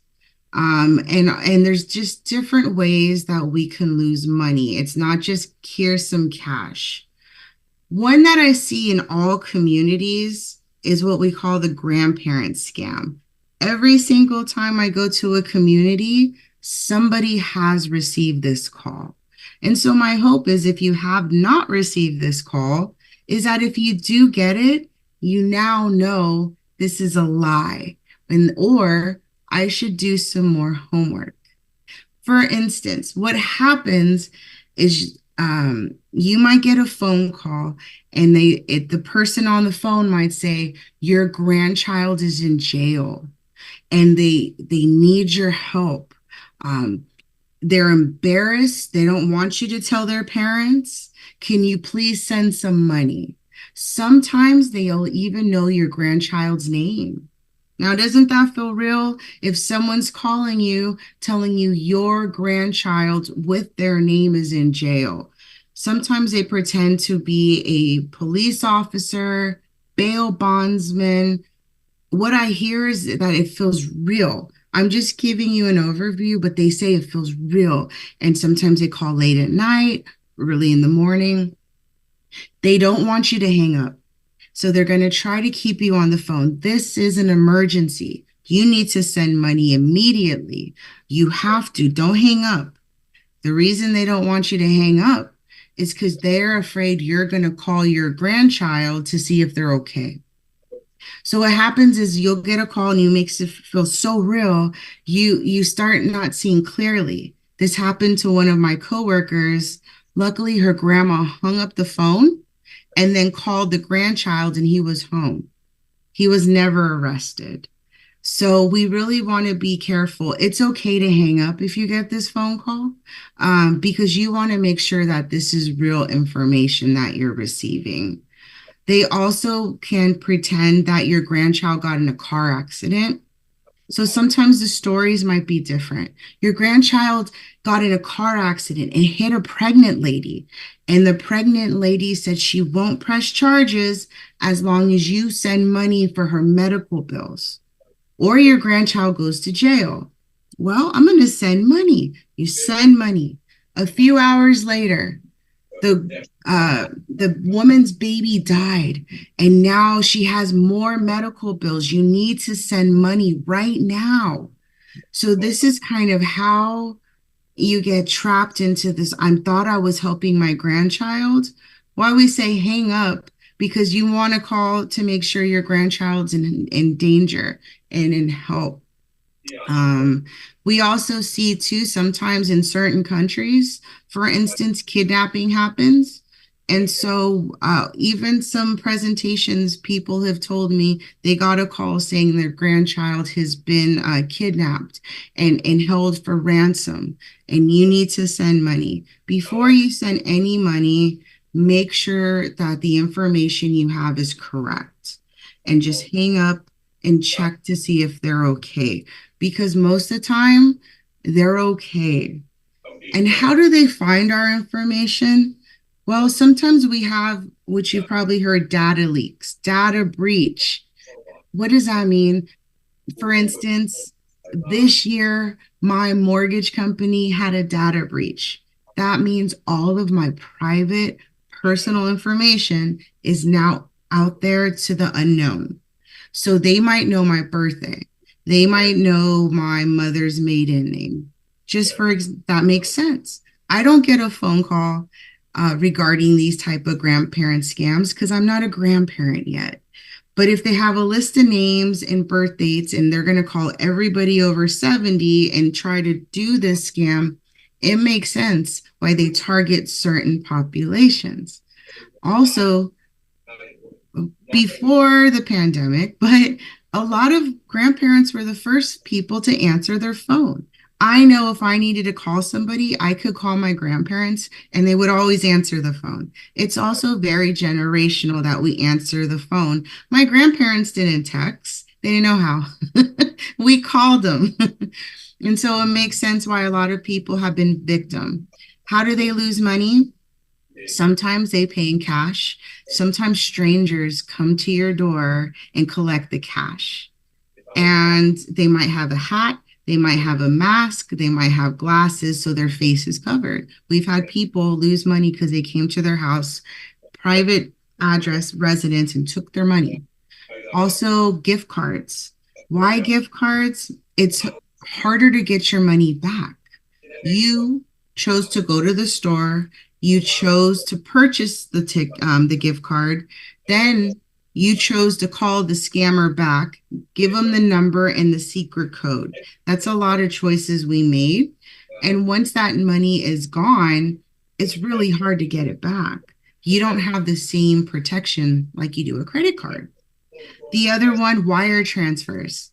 Banks are mandated by law to report to my department if they see any type of questionable activity for an older adult, because we're all trying to prevent people from losing their money.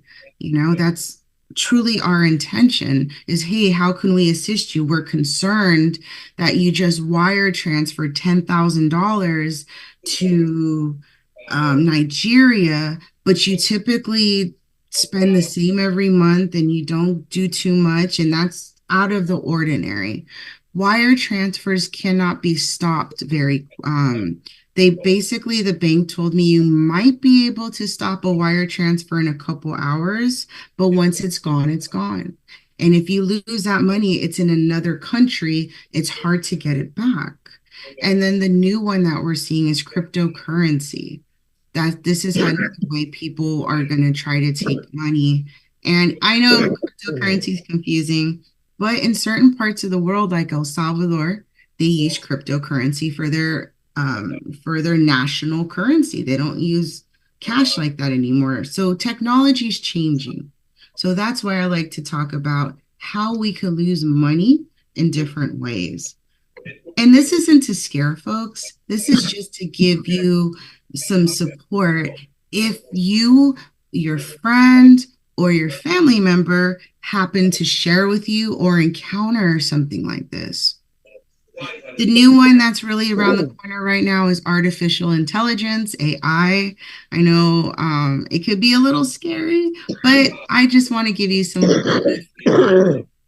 We want to make sure that you're doing your homework when it comes to how you receive messages or phone calls. So with this new technology, they can steal people's voices and use your voice to say something that you didn't say. For instance, if you got a call from a cousin you rarely ever talk to, like asking for gift cards, that feels weird, but it's my cousin's voice. Well, they might have taken your cousin's voice and are now trying to steal money from you. And so you can hang up, call your cousin back, ask him, that was kind of out of the ordinary. You normally don't call me for gift cards. Do you need them? You might be able to ask your cousin something very specific that only you two would know, maybe a dog from your childhood or an experience only you two had. So be mindful of that. If your intuition or you get a funny feeling, it's usually telling you that for a reason, right? Warning, something feels off. It usually is. Another one we're seeing is on our caller ID. And the police department have confirmed this with me. You might get a phone call and it says East Palo Alto Police Department. So you answer the phone and they're saying, hi, this is East Palo Alto Police Department. You have a warrant for your arrest for a parking ticket from 10 years ago. If you don't pay this right now, we're going to come and pick you up and take you to jail. What they're learning is that sometimes our caller IDs are being manipulated to say something that they're not. So that could be a scammer from another country lying to you to try to get money. That's why we always say police departments don't call you to tell you this. Hang up. You can call East Palo Alto directly. If someone reaches out to you, be more careful versus you are reaching out to them. We're also seeing in a little bit of the romance kind of relationships too, but people are starting to create new virtual images of themselves. So right now you see me because I'm not a fake person. But in some romances, when you're talking online, what I've heard from victims is I thought this was a real person. Well, they were talking to a pretty young girl, but what they didn't realize was there was a image over that person's face. So it's like, imagine if you are talking to, let's just use an animal, a panda, right? You're talking to me and all of a sudden I put a panda over my face. You think you're talking to a panda. Imagine if we put a young man or older woman, we can manipulate our images. And the interesting thing is if I smile, that image smiles. If I shake my head, the image shakes its head. So it feels real. Also, I know folks who speak different languages are like, but I could just say I don't speak English, right? That's another common one I hear. But with technology advancing, we have Google Translate, right? So what technology is doing is I can type in a sentence or two, it will translate and you will receive it in Tongan. So you're like, oh, okay, he knows. And so what we find is that the computer starts to emulate us. For instance, sometimes we have slang, or we might say something that is a very local kind of thing. The more we talk, the computer picks up how we talk. Example, in the United States, here on the West Coast, we say soda.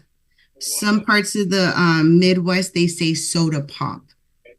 So it's kind of those things that the computer picks up on how we talk to make you feel like they're real. Another one is Craigslist. This one is still popular. Happened to me almost 20 years ago. Unfortunately, it's still happening. If it's too good to be true, it usually is.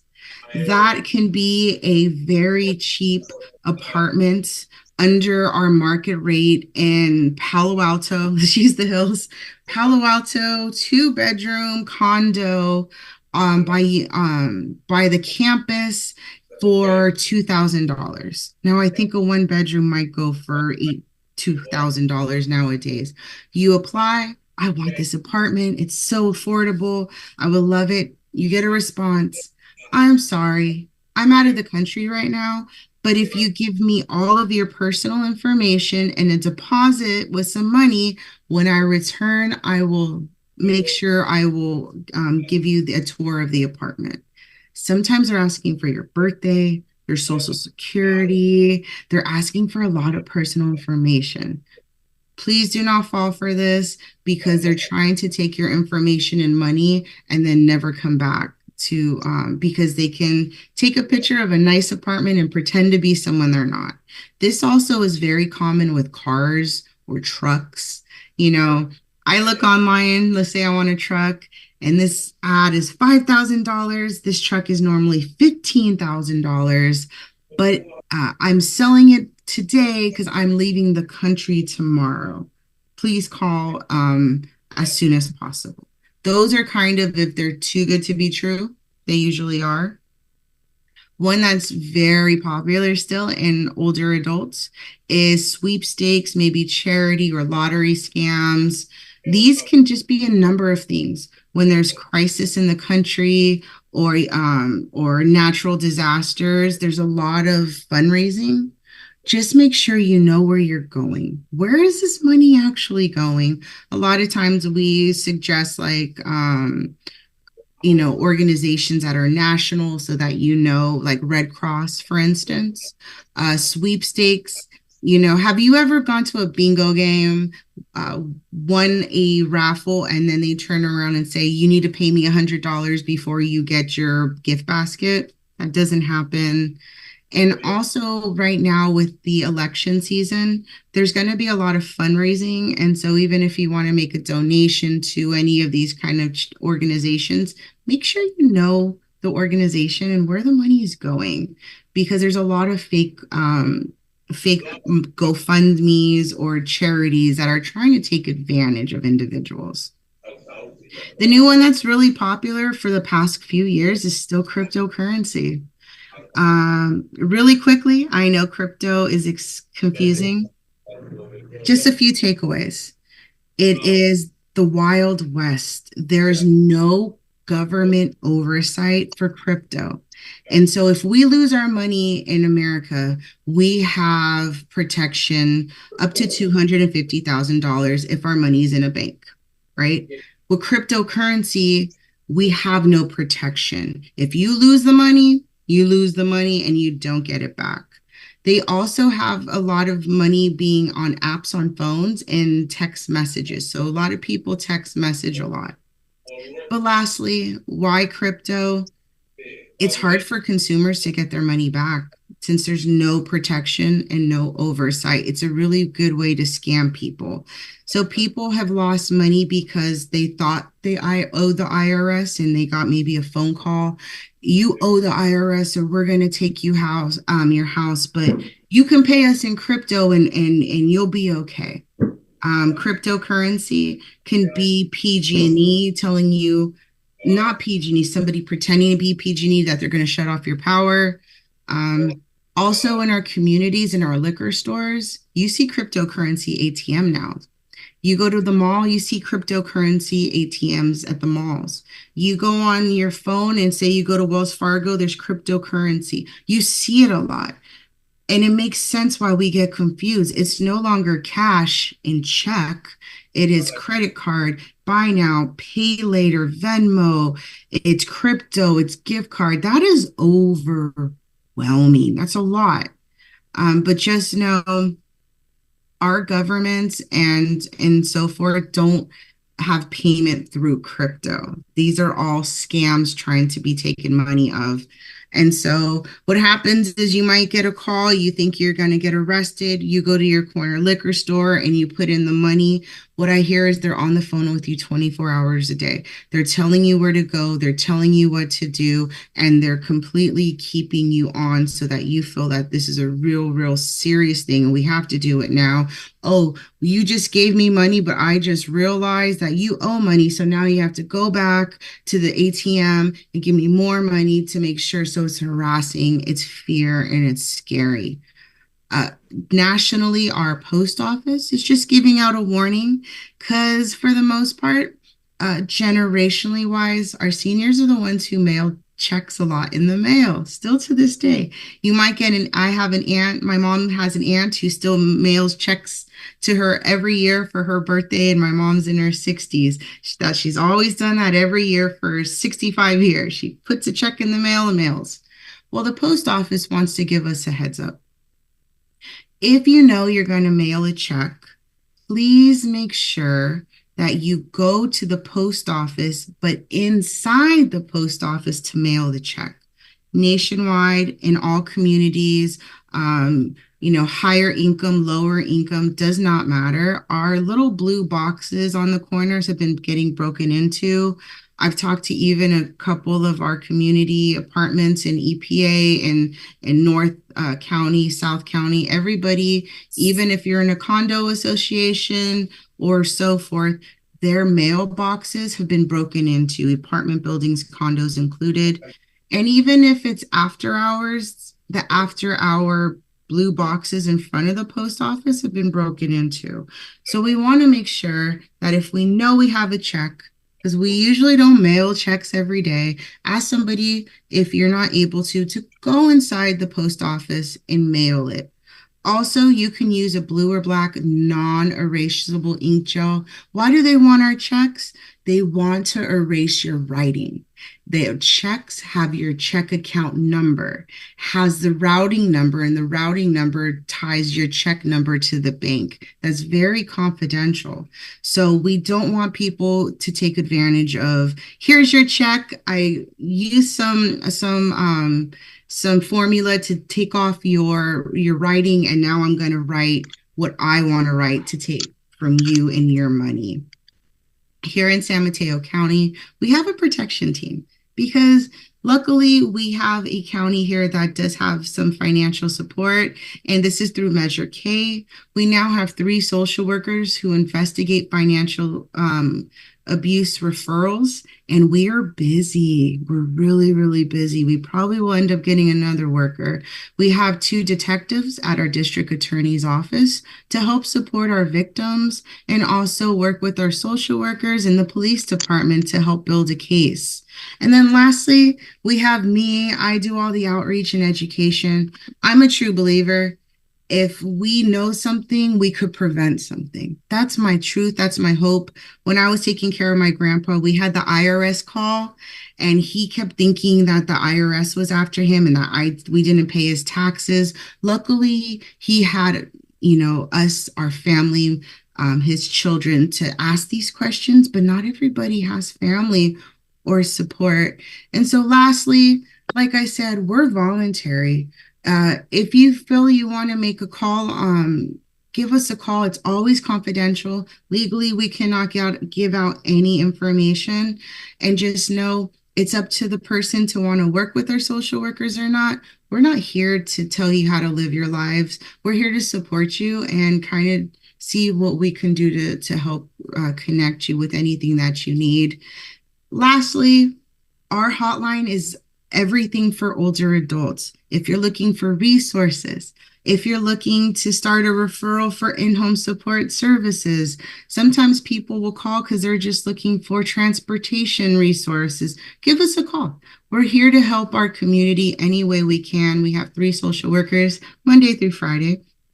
And that is all for my presentation. Once again, thank you. I am so grateful to have these conversations. I truly love it because a lot of folks have been taken advantage of in our community, and the more we could talk about it, hopefully, the more we could prevent it. Thank you so much. And if you have any questions, I'm here as well. So much, Cassie. Yeah, I appreciate all the great presentation you've done today, and maybe someday you'll come back and share more information to help our elderly folks here in San Mateo County. Yeah, so Casey, thank you so much. Casey, I have a quick question. Yes. Would you be able to do your presentation into a church group or Absolutely. community groups? Okay. Absolutely. And I've definitely been looking into, it's all about networking and meeting people. That's kind of how I've learned, right? Because that's how I was like, hey, Hi, good to see you. And my I've been really for the last couple of years trying to tap into our church community because it's important for every community and so many generations. We need to teach all generations so we could support each other, you know. But absolutely, my presentations are free of charge. There's no minimum requirement. I could come back as many times as needed. And that's the beauty of my team is because I'm here to support you. If it's 5 minutes, if it's an hour, if it's in person, if it's not in person, as long as we're getting the message across, that's the importance. And absolutely, I would love to come to anybody who has the need. Okay. And then the other questions, would it be possible to get a copy of your PowerPoint presentation? Sure. Yeah, and I will send that as well. I will put it in a PDF just because the county's funny on our confidentiality. It'll be easier for you to look at. I also typically do an hour presentation, and that has different information. But my presentation is always changing. So 6 months from now, we might talk about something completely different because our technology is changing. I learn every day something new. And so I'm always trying to keep us informed. And I practice on my mom. She's 65. And I said, Mom, do you know what cryptocurrency is? And she goes, no. And so it's really teaching us generations how we could support each other because she's like, I don't like that stuff. I know, but in case you get a phone call, I want you to know how to stay safe. You know, not be afraid, but how we can stay safe. And like I said, generationally, I grew up 4 generations at one point from like newborn to 94. And if some generations don't know these things, we don't know how to support our elders. Right. Yeah. What's interesting, I just sent you my email. Oh, thank you. On the chat. But something you touched earlier that actually happened yesterday, you talked briefly about how the caller ID now can manipulate their name. So yesterday I got a call from a client of mine, and she got a call, and the caller ID said Social Security. Okay. So the good thing about it, because she kind of know not to give information, but basically she got a call, she picked up the phone. And I think this is why this is,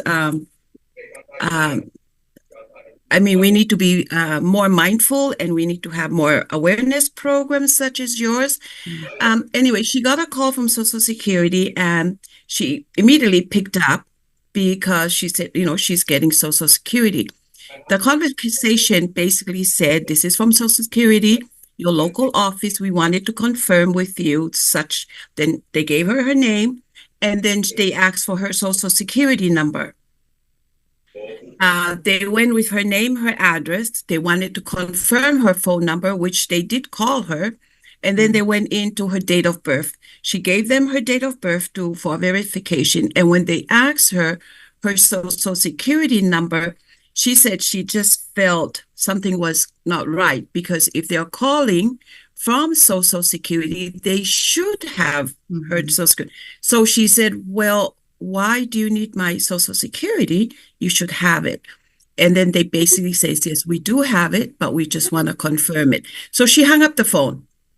And then she called me because she know I do a little bit of stuff here. And she said, could this be possible? And I said, no, you did the right thing. So you are absolutely right. They are able to change the name on the caller ID. So absolutely. And sometimes they get our information from these data breaches.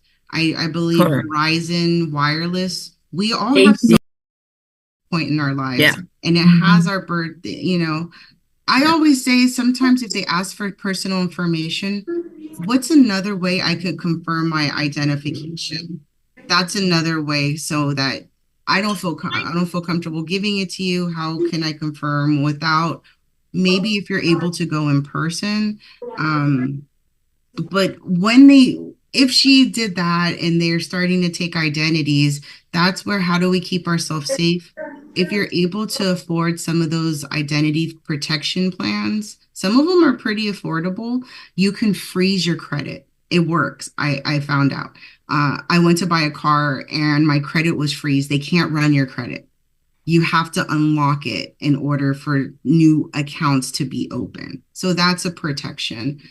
We call it two-step verification. So now, because somebody broke into my mortgage company, I now log in.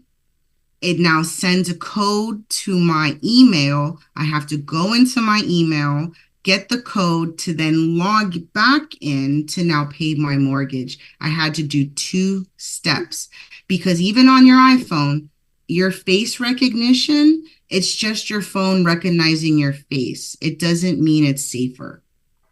And also, we want to start talking about passwords, especially I'm guilty. I've had some passwords for like 20 years.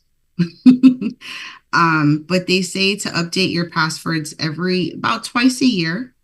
We want to encourage people to use symbols, number sign, exclamation sign. The accounts that are going to be the most personal for you are your medical and also any of your finances. So try to make those complicated because they're going to be harder to break in. That can be maybe your retirement accounts, maybe that can be anything that's financial. Credit cards, still make them complicated, maybe not so much. And the ones you don't have to make a password, that's like ABCQS crazy 16. It's just like if you want a Safeway card and you just do a little password. There's no money attached. There's no like private information like my mortgage. So those are some tips as well. And lastly, AARP, we get them in the mail all the time. If you go to their website, that's where I learn a ton. They have their own money tab with fraud. Man, the stuff that goes out, because when it's Medicare enrollment, a lot of scammers pop up in different ways. But at least you know that now, right? Or because as a whole, Adult Protective Services, Federal Trade Commission, banks, AARP, I just did presentations with our congressman. We're all trying to bring awareness. We all work together. I'm actually going to do a training when I hang up with you gals. That's about what we call pig butchering and how they take money and the new trends. So the more we learn, the more we could bring it out to talk about it. What kind of happens is we talk about money after we lost it. But we usually don't go, hey, Anna, I got this call. And then, can you believe it? This must be a new trend. Because we learn about it after and then we're embarrassed. One thing that I must be honest is for older adults, when we get our money lost, there's a lot that comes to it. It's sometimes nobody tells us because they're afraid we're going to lose independence. My grandpa was afraid to tell us that he can't find his money because he didn't want us to take away his driving, his independence. Like, that's a lot. Then people start going, do I need to send him to a nursing home? No, he's a victim. That person's a victim. But when we're like 85, we start thinking dementia. Oh no, they're forgetting stuff, but they're still victims. And then lastly, there's a lot of depression and higher rates of suicide. I've done trainings where a woman's dad lost his entire retirement savings. Gone. And I think he was only like 70. Highly depressed. He worked his entire life in one scam. His money was gone. So there's a lot. I always say if someone opens up to you, take a breath and say, I'm so sorry, you didn't deserve that. Because my instinct is, what were you thinking? Why did you give them that money? Versus, That could have been me. And I'm so sorry you're going through that. Because if somebody feels supported and not judged, it's gonna feel different. Thank you. Thank you You're so welcome. much. Thank you. I think we should give up the floor to the Matuvais if they have any questions. Okay, mo feho ikaw Matuvai. Okay, thank you, Fehu Isiria. Yeah, thank you, Cassie, for that informative information that you have given us. I'm from the Radio Tonga. And I have a question. Is there any ways that this can be translated into Tongan? Or onto that, is there any ways that you can to do the presentation, including your team, so that he or she will continue on, because we need those information, not only for the Ngatuwai, but all of us Tongans, because at the end of the day,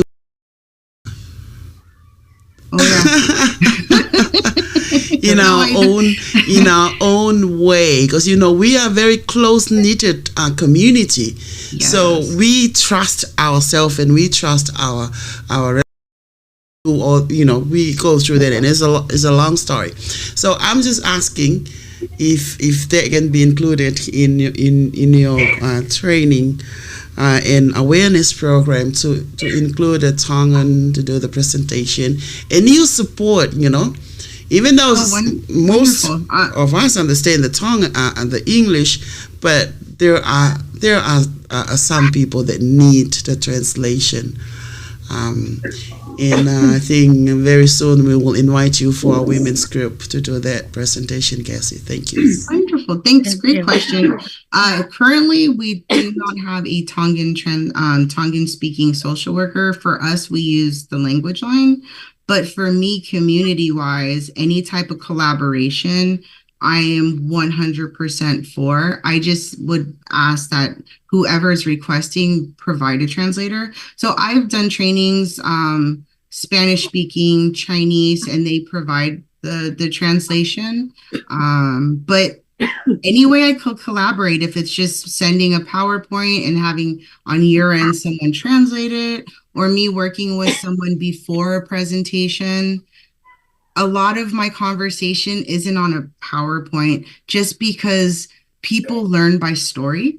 I find storytelling it's how I remember versus reading something. It doesn't feel organic. So any way I can support the Tongan community. That's why I grew up around Tongans. One of my close friends still is. So it's like you guys are my extension. It's just definitely very culturally similar to me.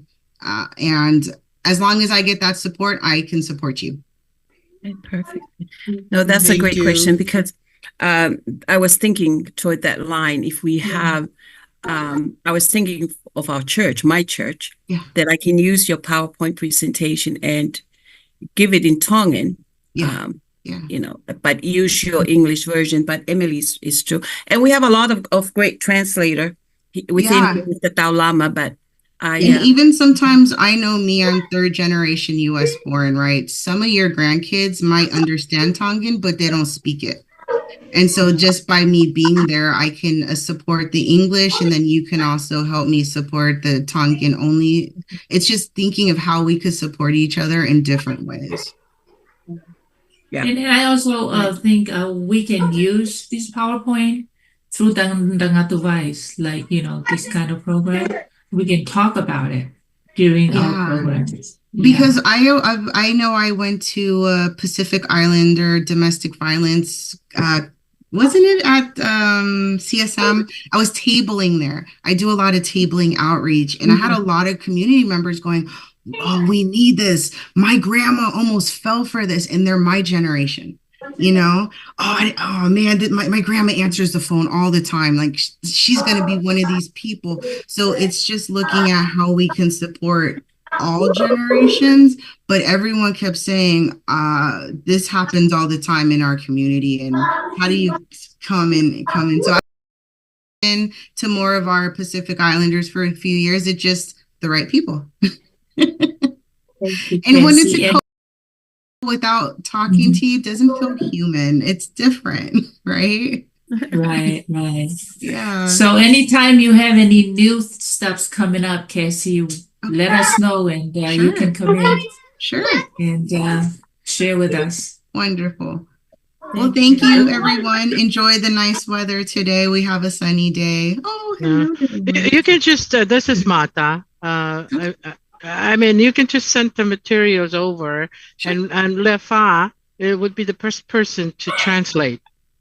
Yeah. So I think this is a very useful topic to be included, because we go around in the community and do mental health classes. So, you know, if we can get that piece and kind of like incorporate it together with our mental health classes when we go out to the community, that'll be very, very helpful. But just send it to us, and then we can. And I'll also send some flyers, some scam prevention, so that you can see the IRS is telling you that's not them.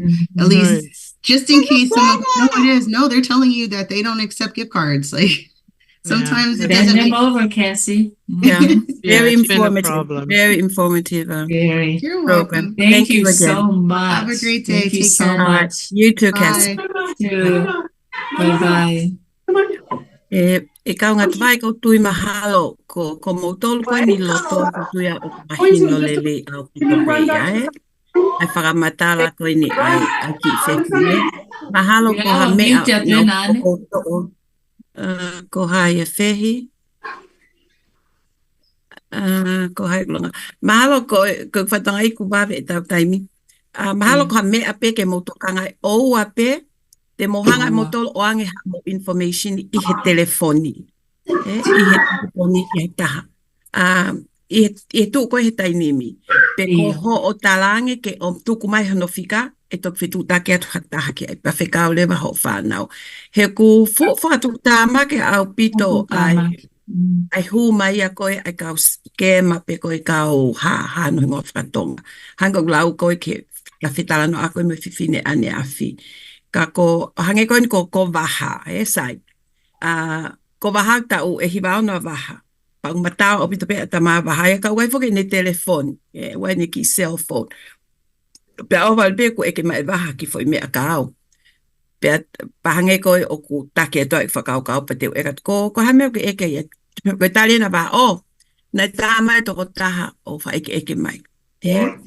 So, ko mea pe o ko talanga o ka waha, kai tā maha taha, whikau akpi ha mea. Talange pe o tuku maha no whika, pau aspe whoko nau whika telefoni. E toki tāru a taha. Pau e taimi live de tāru ki tai ke whika ko ia, o tali misini mai. Pe o aia koe whika ia koe o ki nau koe scam. So, ki whakatoka ngā pe, o ape te mo ave e mo tolo ho mo information ki ha taha I he telefoni. Mahalo koe. Ka koe Polokalama lelei a pito no tapu ni I lia mai taulama. Ona o mai. Na ia ki konga o e pamatala e whewhine na e keke mahino ka hataha. Pe os mahino ko toa pe ka moto. Na o vale pe ko mate mea pa mau hake ne tala mai ko ke o li e meili. O ke la poka meili ha tala mai ke li he poha meili. Io, meiri koe ka pau te tohi sieke. Koe neu hinga ka pau te tohi sieke. Ko hinga foki koe whika koe e te routing ma umea koe ia as foki he te lai sieke. Ka koe ne whare I ke te alori I loto he loto post office. O wai ri I he poha meiri koe tua. Ia. Koe ne uhinga ai. Ia. E koe malu I pe, he koe malu I pe ho mo akana. Mau inga au pito. Mau inga au pito. Ka sai pe koe na e o mai mea, pe tuku pe ke tau puri ako ke ne liku, ka te ukamata whakaonga I e au ho mau. Kainga lotu. Koe ku whakai hake o ku toimi te ua, malo pitisilia no kamata mai tau Polokalama. Mana tu I koe wiki ka hau, o ki kai ki tau Polokalama ngatu vai ai. O ku toki ngatu vai I he uraki wiki koe a kosi. Ka koe aho mo ni te... Paretai, I aia te tau toki koe aho A fitu. nima. A nima ko a kosi e whae ato e tuwha me akai, ai koe monite. Monite. Pa koe pule lulu lewa ko ia, te tau I whare kai ai, pia mana tu I pe e tau whanki mea na tau area ki ai. Ki a maata pia mo ki nofo mai pe kau ngatu vai, o si koe ai tau I tu ahe me he te letio, pia mo ki nofo mai pe. Maata? Na mau Polokalama ko ane po, pena I whakaongo mai ai e Luceane mo lea wha e tatongi e he taulama ai kai hoko mai. Sai, malo au pizzilia. E maata tuka te ki kai. Is it for real? Yes. I got to check it na ko whakakata pe kata pe tau ko whakamatua. Anyways, iyo. Ko iyo ko whamala ko Polokalama whakafo ko na tuk whai. Neongo pe na I ele whakapapalangi ka ko tuipek tau mahino I ko toa pe ai uhinga ko ia ai whewhine. Pea ko sai pe na o mai e hanga ele wha o liriu. Ko uhi ke tau mau pe I whakatonga. Apa fia mau ha kopi te lava pe ha kopi ai liriu ko e wha ele wha ke tufa atu ke tau me mipa ko e tau ngatu vai. O sai pe ke tau to lau pe e tau rea ke tau to mahino yang. Ia ko ia ango lau ka siriana e whahama ne pohe pure ako pe molusi ko e tau lunch ko e totongi he tau lama. Pe ko sia wane ke to kumea ha whare kai ko to fu mama whange. O na o te ki ai pe whehala ki pe to hela no te to ha ko ta ko me o ta po. Ko hi ko ke tau totongi to sai ke to kumea ha whare kai ko to ki mama whange ko hi he totongi he tau lama ma ko ia pe ko o whalahiat ka te motor malo si kau mai tau Polokalama he pongpong ini whamalo whaka siria moane ko hi kono ono tataki mai tau Polokalama ki he malu ki moua pe tau pure ako na kua ngai whakataha moua ia ngai appointment ko o whalahiat ka ting motor tau toki sio he tau lunch in 2 weeks he wike ua ka hoko mai malo apito Malo.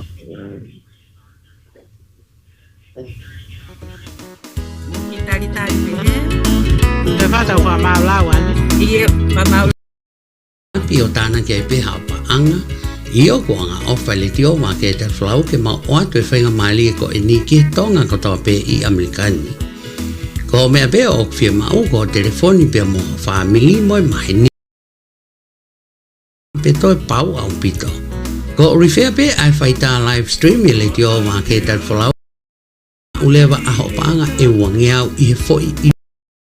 Te whawheho taki ai mautou kia. Mai lewa o lesi sita tae totongi ke hoko koe referring agent. He oku whangatangata pe. Pe au iai pe ai ngahi makatuunga. Pe ni manoa tonu noa fitu nime ni matahaki a Emily. Pe koe Facebook pe ai Letio Vake Tali Folau. Fika telefonia ona ni manoa tonu noa fitu nime ni mataha. He kua mona I he kolope mo o tu whelenite.